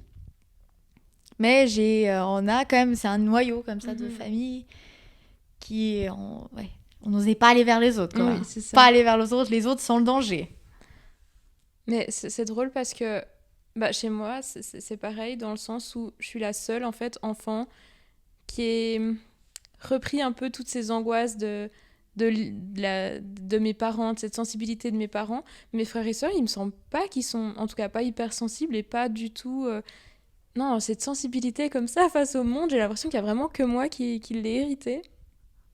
Malheureusement. Je sais pas. Heureusement. Non, je sais pas. Moi, j'ai tendance à dire malheureusement. On est en train de faire du conditionnement, heureusement. Ouais, c'est vrai. Non, franchement, c'est fou quand même. Comme un enfant peut... prendre ça et pas les autres. Mais je sais pas pourquoi moi ou pourquoi toi t'as aussi cette personne-là et pas tes frères et sœurs. On sait pas encore, je crois. Je pense je pense que dès que tu nais, vu que tu t'as pas encore toute cette cognition qui est là, par contre tes sens ils sont déjà tous présents, façon de comment tu les perçois. Puis après je pense qu'il y a quand même un petit peu l'éducation qui fait que tu peux développer d'une façon ou d'une autre. Mais encore une fois, quand on était petit, on n'en parlait pas. Enfin, on nous apprenait pas à comment éduquer. Il n'y avait pas de livre comment éduquer un enfant hypersensible. Mais même maintenant, genre, moi, si je regarde mes élèves, je reconnais très facilement ceux qui sont hypersensibles. Je saurais pas forcément comment amener ça aux parents, ou si je dois l'amener, parce qu'on n'est pas dans un truc, ok, toi tu es dyslexique, on peut mettre ça en place. Ouais. Puis en plus, il y a un test. Oh, tu es haut potentiel intellectuel, ok, il y a un test, on peut mettre ça en place. T'es hypersensible. Gère. Voilà, à toi de gérer jusqu'à la fin de ta vie. On peut dire, ok, j'ai remarqué, ok, en ce moment elle est pas bien, est-ce que c'est la lumière ? Il y a trop de lumière ? Mais il y a ce côté où ça peut être très mal pris de la part des parents, parce que forcément, un parent va protéger son enfant, et si l'enfant est encore plus enclin à être touché par le monde extérieur, on va plus le protéger. Genre, ça part d'une démarche bienveillante. Toujours. Mais un peu à plus, je pense pas que... typiquement, je suis pas sûr que je ferais différemment si j'étais parent, d'ailleurs. Non, Genre, mais va te casser la gueule. Enfin, clairement pas. Mais c'est vrai que, bah, je sais pas. Enfin, moi, je trouve qu'en étant hypersensible, je me demande si un jour j'ai des enfants, est-ce que ils vivront ça? Et puis, même si, comme, je vais pas me mettre toujours dans la négative et c'est nul, mais c'est quand même, et des fois, des moments, c'est tellement dur. Enfin, oui, c'est pas oui, dur, oui. mais c'est. Ça fait mal et je me dis, mais oh là là, si je sais que mes enfants vivent des choses comme moi, mais je voudrais encore plus les protéger, mais c'est pas forcément les aider en voulant les surprotéger, mais... Mais pour une fois, je pense le contraire de vous. Je me dis non, c'est plutôt positif parce que je me dis que si moi maintenant j'avais des enfants ou un enfant, ben je, je saurais à peu près quoi mettre en place pour développer chez lui un peu cette... En fait, ce qui, moi, m'aurait fait du bien, je pense, en étant enfant, tout ce qui est plutôt côté créatif ou ouverture d'esprit, façon de penser, je sais que ça m'aurait vraiment aidé et que maintenant, au quotidien, j'adore ça. Enfin, j'aime bien, vraiment. Du coup, je me dis, bon, ça, c'est quelque chose que je transmettrai à mes enfants et que du coup, ils seront au courant le plus tôt possible que... y a des gens qui sont sensibles. Et du C'est coup, ça. je vois ça comme quelque chose de positif, en fait. Mais ça revient à la question, je me demande toujours, est-ce qu'on est hypersensible ou pas? Et moi, je suis plutôt... J'ai pas l'impression d'avoir été hypersensible jeune, genre avant 10 ans, mais qu'il y a des choses qui ont provoqué ça. Typiquement, genre une profonde solitude ou ce genre de choses. Mais avant, genre, j'avais l'impression d'être bien intégré à l'école primaire, super intégré dans ma classe et tout. Euh, et des années plus tard, j'ai récupéré mes dossiers de médecin généraliste. Au bout d'un moment, on les reçoit, je sais pas pourquoi. Enfin, bref, ça a changé. Puis j'ai reçu tous les dossiers donc, du médecin écrits à la main. Et puis c'était noté énorme manque de confiance. Donc là, quand j'étais à l'école primaire, du coup, puis j'étais là, mais pas du tout. Enfin, j'avais pas du tout cette impression à cet âge-là. C'est venu par après. Alors peut-être que j'étais dans le déni total, mais j'ai vraiment pas l'impression. Et du coup, je pense que c'est vraiment à partir de mon adolescence que j'ai commencé à avoir cette forme de sensibilité. Mais encore une fois, est-ce que c'est inné, est-ce que c'est acquis, je sais pas. Et du coup, je me pose la question, est-ce que c'est les valeurs que je vais transmettre à mon enfant qui font qu'il va devenir comme ça? Parce que typiquement, la bienveillance, l'ouverture d'esprit, c'est la base. Mais est-ce que je vais en faire un hypersensible parce qu'il y a ça? Ou est-ce que je vais juste faire un être ouvert d'esprit comme il en manque beaucoup trop ici? Mais moi, je pense vraiment que je suis du coup hypersensible, mais depuis toute petite. Puisque finalement, on m'a... Alors, je dis pas que j'ai été mal éduquée, c'est pas du tout ça, mais pareil, on m'a jamais, dans mon éducation, sensibilisée à tout ce qui est... Oh, mais c'est horrible ce que je veux dire, ouverture d'esprit ou comme ça, mais mes parents, ils sont vraiment pas dans cette optique-là. Créativité, ouverture d'esprit, bienveillance, pas vraiment. Nous, on a été plutôt éduqués dans quelque chose de plus strict, et puis... à plutôt critiquer comment les autres faisaient et valoriser ce que mes parents faisaient. Du coup, on était plutôt comme ça. Et c'est moi, après, plus tard, toujours avec les réseaux sociaux, qui ai découvert tout ce milieu-là de cette communauté de bienveillance qu'il existe, heureusement, dans la société quand même. Et du coup, j'ai l'impression que depuis toute petite, j'avais ce décalage entre l'éducation que j'ai reçue et la façon dont moi je percevais le monde. Enfin, tout ça pour dire que je pense vraiment que je suis hypersensible depuis toute petite. Et que c'est pas quelque chose que mes parents m'ont transmis, du coup. Ouais. Enfin, que c'est pas des... Mon hypersensibilité, elle vient pas des valeurs que mes parents m'ont transmises. Mais est-ce qu'elles viennent de ton vécu? Je pense pas, puisque vraiment, quand j'étais toute petite à l'école enfantine, j'étais déjà très très touchée par tout ce qui se passait.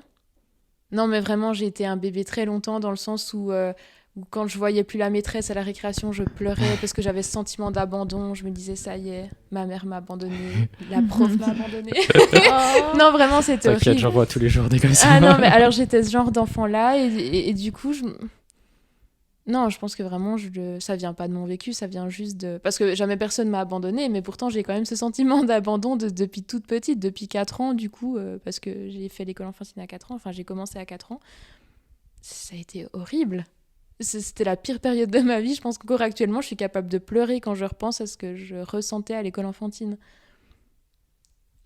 Mais je sais plus pourquoi je disais ça du coup. Je pensais que c'était plutôt du coup inné. Inné, ouais, chez moi. Moi, je pense aussi que c'est inné. Parce qu'aussi, j'ai des rappels en étant petite où il y avait des exemples où je pleurais, quoi que ce soit. Ma mère me disait aussi que ma grand-mère, quand on avait 2-3 ans, a eu un cancer et puis est décédée. Et puis quand elle a été hospitalisée, je faisais mes nuits depuis et j'ai plus réussi à faire mes nuits. Tout le long, elle a été hospitalisée. Puis après, j'ai réussi à refaire mes nuits, mais elle m'a toujours dit, mais je pense que tu sentais que dans la famille, il y avait quelque chose et puis que ça allait pas. Et puis par contre, je suis aussi persuadée, mais je sais pas encore quoi, j'arrive pas à mettre le doigt dessus, mais qu'il y a eu quelque chose, il y a eu un vécu qui a fait que je me suis créée cette double personnalité où je me suis dit, j'ai pas le droit d'avoir d'émotions, faut pas les montrer, faut les cacher pour soi. Et je suis persuadée qu'il y a eu dû avoir quelque chose dans mon enfance, mais je ne sais pas quoi. Mais je suis persuadée qu'il y a eu un vécu qui a fait que je suis aussi comme ça aujourd'hui. Ouais, et puis pour moi, c'est difficile à dire. Je me souviens pas de mes 3 premières années de vie. Du tout. Même mon souvenir le plus ancien, c'est un traumatisme. Je devais avoir 3 ans. J'ai failli me noyer. Mais après... Donc j'ai cette forme de très très peu de souvenirs de ma petite enfance. Mais même jusqu'à mes 6 ans, j'ai très très peu de souvenirs là. Enfin, je sais où j'étais, machin, mais j'ai pas d'image. Alors qu'après, j'en ai beaucoup plus, donc j'ai beaucoup de peine à dire justement si j'ai toujours été hypersensible. Apparemment, d'après mes médecins, oui, mais...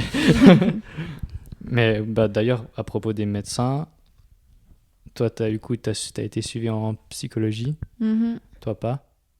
Pas pour l'hypersensibilité. Ok, ouais. Moi, oui, je dois avoir 10 ans, je pense. C'était... Je sais pas si c'était pour l'hypersensibilité, enfin, le mot n'existait pas de toute manière, on est bien d'accord, mais en fait, moi j'ai été voir le psy à cause du divorce de mes parents. Ils ont divorcé quand j'avais 3 ans, j'étais voir le psy vers 10 ans. Et je comprenais pas pourquoi en fait j'allais chez le psy. Mais apparemment, enfin, comme je le disais avant, il y avait ce manque de confiance en moi énorme que j'ai jamais ressenti. Et du coup, je me demande pas mal si en fait mon entourage voyait mon hypersensibilité ou ça, et moi pas en fait. Et c'est que, vers... je me suis vraiment posé des questions, je pense, vers 18 ans. Avant, je savais, j'ai l'impression de... Je ressens les trucs un peu plus fort que les gens. J'ai l'impression de tomber amoureux plus intensément que les gens. Genre, j'ai l'impression que ça compte plus. Mais c'est que étant 18-19 ans que je me suis dit... il y a une différence là. C'est quoi? Puis après, j'ai cherché et puis j'ai trouvé, mais ouais, il y a cette question que je me demande vraiment à quel point ça vient de notre enfance, c'est juste ça. Mais je suis pas sûr qu'on ait de réponse d'ailleurs. Mais... Non, je crois pas. Et d'un côté, je me demande beaucoup, mais peut-être toi tu sais en fait, genre le regard des médecins là-dessus. Genre moi j'ai jamais dit, je crois, à ma médecin, je suis hypersensible. Parce que je pense qu'elle me met sous Fluctine et puis que je dois prendre des antidépresseurs.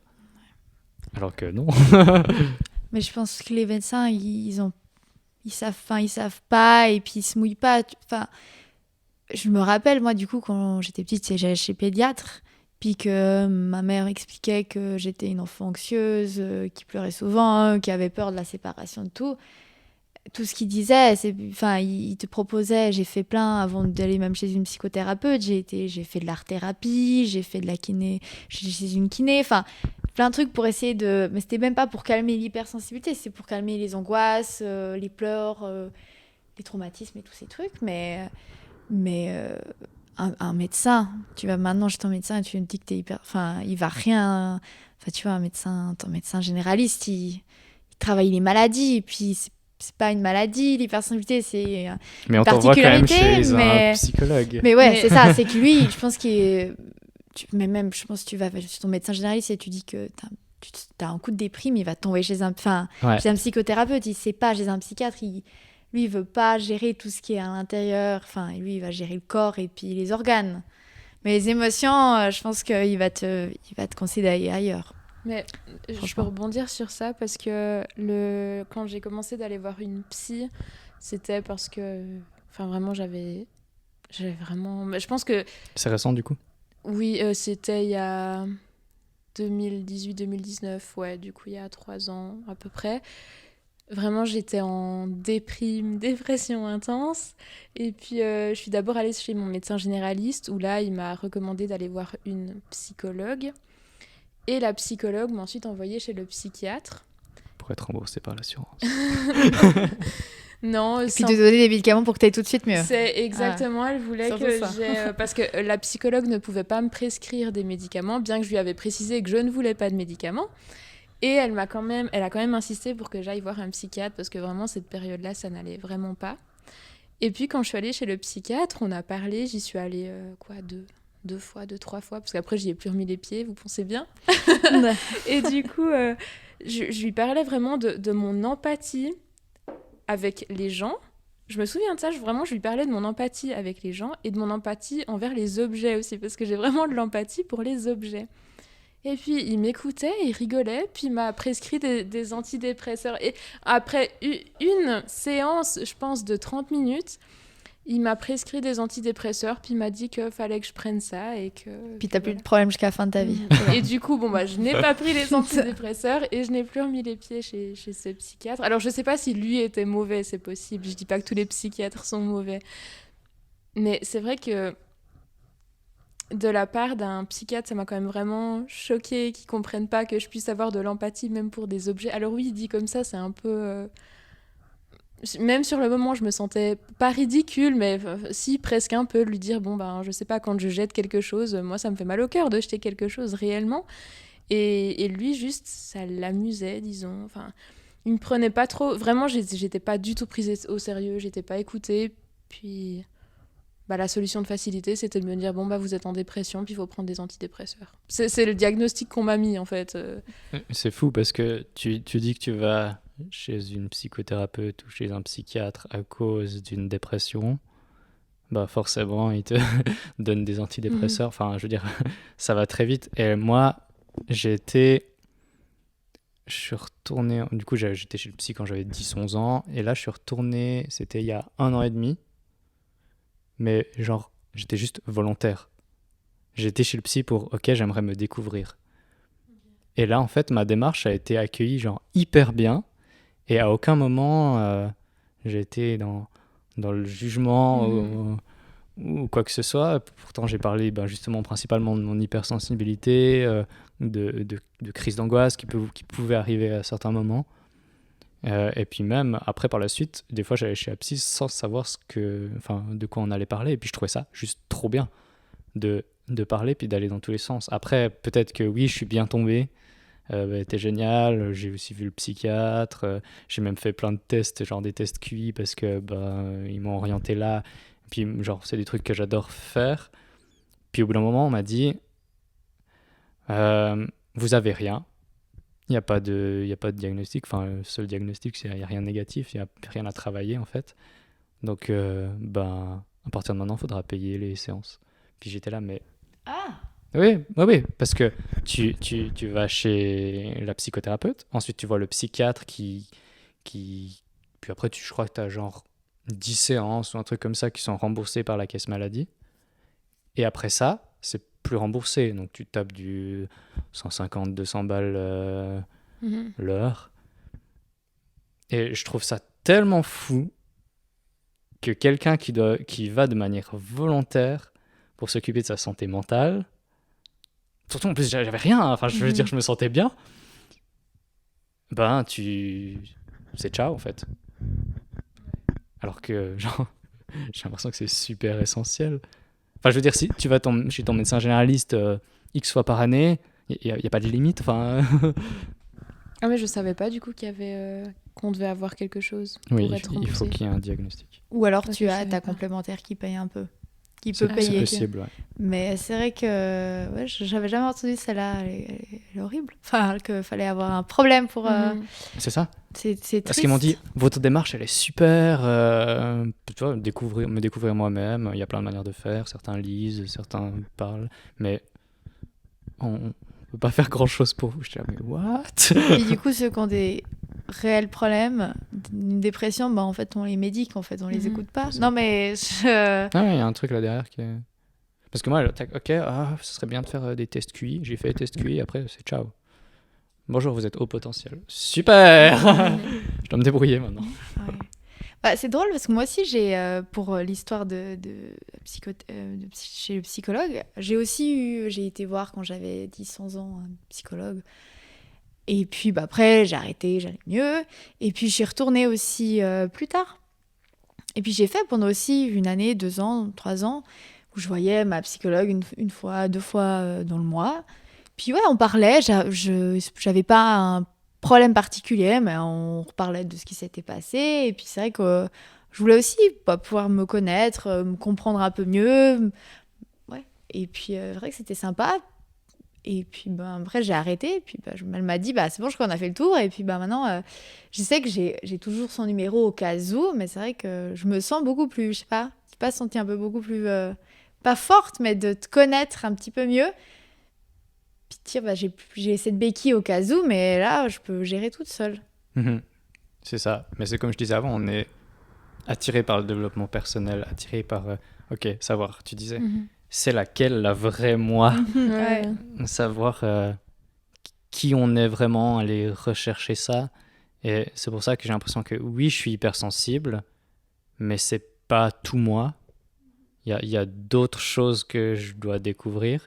Là, j'ai l'impression que mon hypersensibilité, c'est bon, j'ai compris. Il y a des situations où je serai jamais à l'aise et puis j'accepte le fait de pas être à l'aise dans cette situation. Du coup, forcément, ben, j'apprends à les éviter si elles sont pas nécessaires. Mais c'est vraiment ça, ok, rechercher, apprendre à se connaître, à s'écouter. Et puis, une étape assez importante que j'ai traversée, c'est le fait de me dire, ok, ben, je me mets moi en priorité. Et ça, c'est super dur pour nous. Et, et depuis, c'est vachement mieux. Alors, ça peut paraître, je sais pas, égocentrique, mais ça fait un tri et ça fait que ben, on est souvent alerte à ce dont on a besoin pour aller bien. Genre vraiment dans l'instant présent, pas dire ah, c'est une mauvaise phase. Oui, alors ça peut arriver, une mauvaise phase, mais tu peux faire quoi là tout de suite pour aller mieux? Et, et ça, je trouve, c'est hyper important. Et forcément, après, bah, ça peut un peu détruire l'entourage. Mais comme je disais avant, ceux qui restent, c'est ceux qui veulent être là. Et puis, du coup, c'est ceux qui méritent un peu. Parler de mérite des personnes qu'on a dans notre vie. Bah, ce qu'elle dit, l'autrice, là, Helen Aron, c'est que aussi, les gens qui apprennent à nous connaître, en général, ils sont surpris en bien. Parce que je sais que moi, par exemple, d'extérieur, je suis pas quelqu'un qui va attirer les gens vers lui ou je suis pas quelqu'un qui attire la masse de la population. Mais je sais que les gens qui creusent un peu et que j'accepte du coup en retour, parce que ceux que j'accepte pas, ils vont pas creuser, enfin, je vais pas les laisser creuser forcément. Bah, en général, ils sont plutôt surpris en bien. Et des fois, on me dit des trucs, puis je suis là, ouais, bon, calme, ça exagère pas. Puis en fait, bah, c'est juste que tu laisses certaines personnes entrer et puis bah, c'est cool. Après, moi, j'ai toujours cette peur de l'abandon Mhm. qui est énorme. J'ai une énorme blessure d'abandon de par le divorce de mes parents, très certainement, et de par un gros déménagement. J'ai genre changé d'amis. Genre, tu dois changer d'amis à 13 ans. T'es réservé, mais change d'amis. Mhm.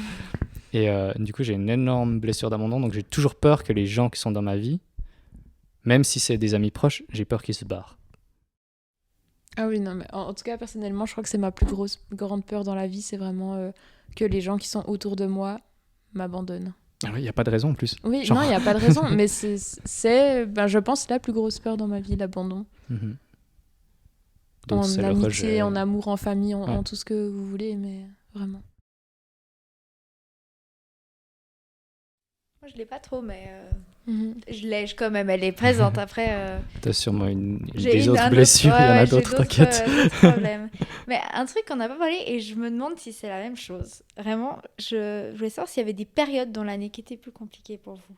Genre, moi, je sais, et je sais pas si c'est dû à mon hypersensibilité ou c'est juste personnel, mais par exemple, les 31, les Nouvel An, les derniers jours où t'arrives et tu dois faire un peu le bilan de ton année. Je Ah. déteste. Et puis aussi le fait que je J'ai disais cru qu'il avant. qu'il fallait sortir. Le fait aussi qu'il faut faire la super soirée, et puis t'es obligé d'être heureux. Tu sais, le 31, faut pas Ah ouais, être ouais. un peu triste. Ça peut pas être bad. Comme pour les fêtes de Noël, t'es obligé d'être bien. Et souvent, vers les fêtes de Noël, le Nouvel An, cette pression que faut être bien, je sais pas. Moi, je suis toujours très très mal. C'est vraiment, même si ça devrait être les moments les plus sympas, un Noël c'est sympa, mais moi j'ai beaucoup de mal. Vraiment. Tu vois, tu dis ça devrait, donc déjà tu te mets une forme de pression. Ouais, à fond. Moi, je suis pas sûr que j'ai des périodes définies, mais j'ai des phases un peu. Mhm. Genre là, en ce moment, je sais que c'est une phase où je suis plutôt bien. Et puis je sais que je peux faire des trucs, je suis plutôt dans une bonne période. Et puis, je sais pas, il y a ces phases, elles durent, genre, c'est hyper variable, mais c'est pas une question d'heure ou une question de jour, c'est plus des semaines, voire des mois, où j'ai des ups. Il y a plus de up que de down, mais ouais. Moi, c'est tous ces événements sociaux, la pression du 31 décembre. Tu fais quoi le 31? Genre, j'ai l'impression de devoir demander à mes potes 1 mois et demi à l'avance pour être sûr de faire un truc. Le 1er août, mais ça, c'est ma hantise. Genre, je comprends pas cette idée de sortir un jour comme ça. Genre, Ah, j'avoue. après, Parce qu'il y a une fête le 1er août ou bien... Enfin, ok, il y a la D'accord, fête. ok. La fête nationale, les feux d'artifice. Oui, ok, mais vous faites un truc particulier? Moi je fais rien, mais. Ah non, mais moi, c'est ça j'ai- que je veux dire. Alors oui, il y a la fête nationale, mais à part, je sais pas, aller voir les feux d'artifice au bord d'un lac ou comme ça, est-ce que vraiment vous faites quelque chose pour cette fête? Alors, moi, quand j'étais petit, c'était toujours le 1er août, bah, on va regarder les feux, hein. Alors que Ah, ok. je Ah pense ouais, que mon non. dernier 1er août, je l'ai passé sur mon canapé, enfin, je veux dire.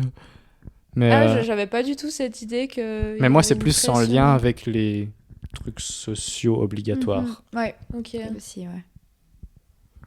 Typiquement, genre les repas de famille. Heureusement, j'ai pas une famille. J'allais dire, heureusement, j'ai pas une famille très, très soudée.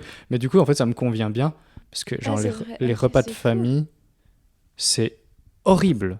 Parce que t'es que dans les discussions super stupides.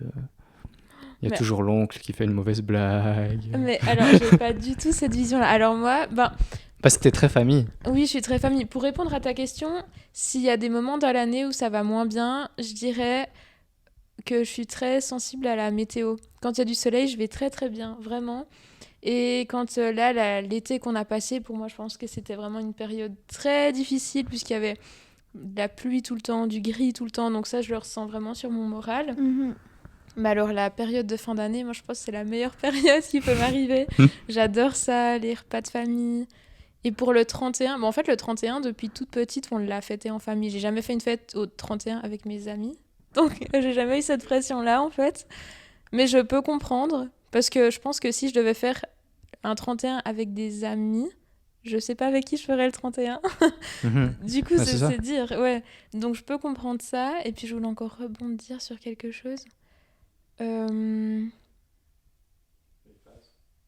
Non, les phases, le 31. Non, là, comme Les ça. repas de famille. Non, toujours pas. Pression sociale. Non, je vois plus. Bon, bref. Mais du coup, oui, non, les fêtes de fin d'année, c'est plutôt positif. Ah, d'ailleurs, ah oui, je me suis instaurée depuis 3 ans maintenant une routine le 31 au soir. Vu que je fais quelque chose en famille et que du coup, je suis que très rarement. Comment dire? Enfin, mes fins de soirée, du coup, le 31, c'est assez sobre puisqu'on fait juste un repas de famille. C'est ça que je veux dire. C'est que, en général, avant de m'endormir, le 31 au soir, je m'écris une lettre récapitulative de toute mon année. Où vraiment, je m'écris une lettre à moi-même que j'ouvrirai en fait le 31 d'après. Et du coup, j'ai chaque fois la rétrospective de mon année. Pour faire ça, je prends mon attel Et je regarde mes photos parce qu'en général, je fais des photos assez souvent. Et du coup, je regarde toutes mes photos, mois après mois, puis je m'écris en fait pour pas oublier ce que j'ai fait pendant l'année. Puis du coup, ça aide bien. Enfin, moi, je sais que c'est quelque chose qui me motive à finir une année, à en recommencer une autre. Ok. Bah, moi, tu vois, c'est cette rétrospection qui me plaît pas et parce que je me dis, ouais, bah, t'es toujours au manque de confiance en soi, t'es toujours angoissé. Je suis quelqu'un assez pessimiste. Donc T'es ça un ne peu m'aide trop pas. nostalgique. Hein. Et donc, du coup, je me dis toujours, ah, mais genre, le temps avance, je vieillis, mais pour autant, genre, j'ai l'impression que je change pas. Et puis, pour l'instant, genre, j'ai l'impression de me connaître parce que j'ai fait des années chez une psy, mais voilà, mais c'est parce que je pense que je suis assez pessimiste, hein. Aussi, ça n'aide pas de voir le côté Ouais. beau parce je passe pas mon année à déprimer, il y a quand même des trucs sympas, hein, en général, mais je les vois pas. Mhm. Mais après, moi, je suis aussi d'un tempérament assez pessimiste, je pense. Mais c'est ça, c'est le côté de l'hypersensibilité, d'être très nostalgique, très porté sur les souvenirs. C'est hyper important de pas oublier, de machin. Et de la routine aussi, avoir une routine. Je sais pas, moi, depuis le début de l'année, je sais plus ça avec la lune, où quand c'est la nouvelle lune, c'est le moment des vœux, donc je fais des vœux. Puis quand c'est le moment de la pleine lune, c'est le moment des remerciements. Puis je fais ça chaque mois. En gros, je parle à la lune. Ouais, c'est un peu chelou, je sais, mais...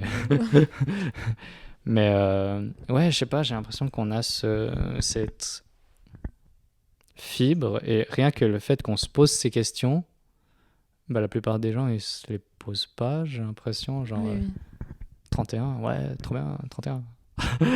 Tandis ils sont tous bourrés. C'est ça. Alors que moi, je suis là, ok, prévoir un mois et demi à l'avance pour être sûr de pas être seul. Les copains ont fait un truc, on fait un truc. C'est... Mais ouais, j'ai pas l'impression que c'est une période définie de l'année. Genre, je sais pas. Je sais que j'adore l'automne, mais... et le printemps. Mais typiquement, cet été qui était un peu dégueulasse, ça m'a pas fait grand-chose. Alors moi, j'ai trouvé que Ah oui, c'était c'est chiant, on peut horrible. plus trop Horrible. sortir, mais ça chamboule pas ma vie. Et puis, en revenant sur l'actualité, le Covid, le confinement, tout ça, vous avez fait Tellement quoi? bien. Ouais, moi j'ai vécu la Ouais, meilleure aussi, vie. j'ai aimé. Franchement, des fois j'ai même choqué des personnes en disant que, bon, c'est pas mauvais quand je vais dire ça, mais moi je suis vraiment contente que le Covid nous ait forcé à les cours à distance. Alors j'ai adoré à l'Uni, ne plus devoir aller à l'Uni, c'était merveilleux. Le fait d'être chez moi et de pouvoir faire ma routine à moi comme je veux, mettre les cours en fond et puis faire ce que moi j'avais envie de faire, ne plus être bloquée, enfin... voilà, mais ne plus être bloquée à Fribourg, ici toute seule, pour moi, c'était une liberté. En fait, j'ai enfin pu faire ce que moi j'avais envie de faire quand je voulais. Et du coup, je trouvais que le Covid, c'était positif. Ah, après, on est des privilégiés, je veux dire. Oui. Il y a Oui. Typiquement, Vraiment. moi, je travaillais à distance. Voilà, on était 3 mois, je pense, 2 mois et demi, 3 mois à distance. Je veux dire, je travaillais 3 heures le week-end pour préparer la semaine qui suivait. Mes élèves étaient super autonomes. Je pense que je travaillais, même pas 8 heures par semaine. Puis à la fin du mois, j'avais mon salaire complet. Donc, il y a ce côté-là qui me dit que j'étais quand même super privilégié. Mais ouais, moi, me retrouve... Enfin, je vais pas vous dire que ça a rien changé, mais j'ai l'impression que les gens... ils découvraient ce que c'était l'introspection, Oui, c'est alors ça. que chez nous, c'est juste quelque chose qui est là tout le temps, tout le temps, tout le temps. Et le fait apprendre à être seul ou coincé chez soi. Enfin, je veux dire, j'ai pas vraiment l'impression d'être moins sorti. Enfin, Oui, en fait, c'est ce que j'allais dire. J'ai pas l'impression que... Mis à part que j'avais plus de temps libre pour moi, vu que du coup, j'avais moins de cours, etc. Finalement, dans mon quotidien, ça n'a pas changé grand-chose. Je sortais pas moins, je voyais pas moins de gens. Enfin, franchement, ça n'a pas changé grand-chose pour moi. J'avais juste l'impression que, du coup, comme tu dis, mon quotidien, c'est généralisé pour les gens. c'est ça. Et toi, du coup? Bah, moi aussi, Enfin, c'était un peu mix. J'ai adoré le fait d'être chez soi, dans son petit cocon, dans ta zone de confort, où t'avais plus... Moi, j'étais vraiment relaxée quand j'avais plus... Ah, il faut que je plaise à lui, il faut que je plaise à lui. Qu'est-ce que lui, il a pensé de ce que j'ai dit là, machin. Et plus toutes ces interactions qui te créent du ruminage dans la tête, je rumine et tout. Mais d'un autre côté, genre, j'étais mal pour tout ce qui se passait dans le monde, en me disant, ah, quelle horreur... Bah ouais, nous on a un toit, tranquille, on sait, on peut s'occuper et tout, mais enfin, il y a des personnes qui étaient de l'autre côté horribles, enfin, qui vivaient qui étaient malades, qui terminaient, qui mouraient à l'hôpital. En plus, parce que je travaille dans les soins, donc j'étais aussi un petit peu plus proche de ça que vous, où tu voyais des familles qui pouvaient pas dire adieu à leurs parents, à leurs grands-pères. Enfin, c'était horrible. Donc il y a ce côté où j'étais mal pour eux, mais personnellement, j'avais plus. Genre, j'étais tranquille chez moi. Je faisais ce que je voulais. Enfin, pas vraiment, mais ça, c'était cool. Mais après, du coup, ça a créé. Mais je pense même pas que pour les personnes hypersensibles, mais toutes les personnes un peu anxieuses et puis un peu introverties, ressortir. Les premiers l'angoisse, mais pour rien. Ressortir la première soirée avec revoir du monde. Ouais. Ah, j'ai pas aimé. J'étais vraiment en angoisse. Les choses qui étaient normales, même pas. Mais ouais, refaire les premiers trucs, là, c'était un peu dur. Ok. Ouais, mais c'est vrai que j'avais aussi pas mal cette empathie encore pour la situation. Je veux dire, je pense que sur les premiers mois, j'ai typiquement raté aucune conférence de presse du Conseil fédéral. Genre, parce que j'avais besoin d'être informé tout de suite, de savoir. Alors que moi, je suis un petit privilégié qui est tranquille chez lui et tout. Mais c'est vrai que j'ai cette compassion, empathie envers des événements ou des trucs qui me dépassent. Genre, typiquement, aujourd'hui, on est le 11 septembre. Ouais, à fond. Oui, je me souviens où j'étais le 11 septembre. Oui, j'avais 5 ans. Ah, bah, c'est peut-être ça, un de mes plus anciens souvenirs. Mais, genre, typiquement, là, tu tombes, ok, tu vas sur Insta, tu tombes sur une, deux histoires. Ok, il faut se jeter dans le vide plutôt que de rester dans l'immeuble en flammes. Ok. Mais, genre, ça peut grave me toucher. Alors que c'est un truc planétaire qui me dépasse totalement et sur lequel, même si je voulais, j'aurais zéro emprise. Et du coup, pareil pour la Covid. Tu dis là. Bah, j'essaye. Il paraît qu'il faut dire là. Là, il y a toute cette notion d'anxiété. Alors, bah, moi, je savais que j'étais déjà d'un tempérament bileux anxieux. Après, je trouve ça hyper bien qu'on parle de santé mentale. Et puis, je pense que ça a ouvert pas mal de trucs sur la santé mentale des gens. Je pense pas mal. J'ai beaucoup pensé typiquement aux étudiantes qui étaient genre vraiment enfermés tout le temps et du coup qui avaient l'habitude de voir plein de monde et qui étaient tout d'un coup bloqués chez eux. Genre moi j'ai eu des stagiaires à partir de septembre de l'année passée et ils me disaient c'est trop bien le lundi, c'est le seul jour où on sort de chez nous. Je dis, ok, donc tu peux sortir de chez toi pour donner cours, mais le reste des jours, tu peux pas avoir cours.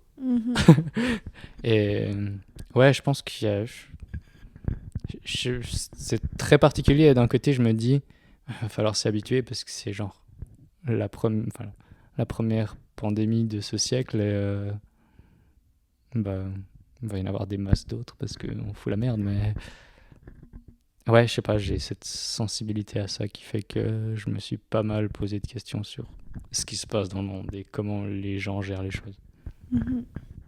Après, voilà, pour résumer, c'est que bah, on a tous une sensibilité différente et tous les hypersensibles ont des hypersensibilités différentes, surtout. Et puis, que le tout, c'est peut-être d'apprendre à vivre avec parce que, enfin, je sais pas, moi, je sais que je pourrais pas faire comme si de rien n'était.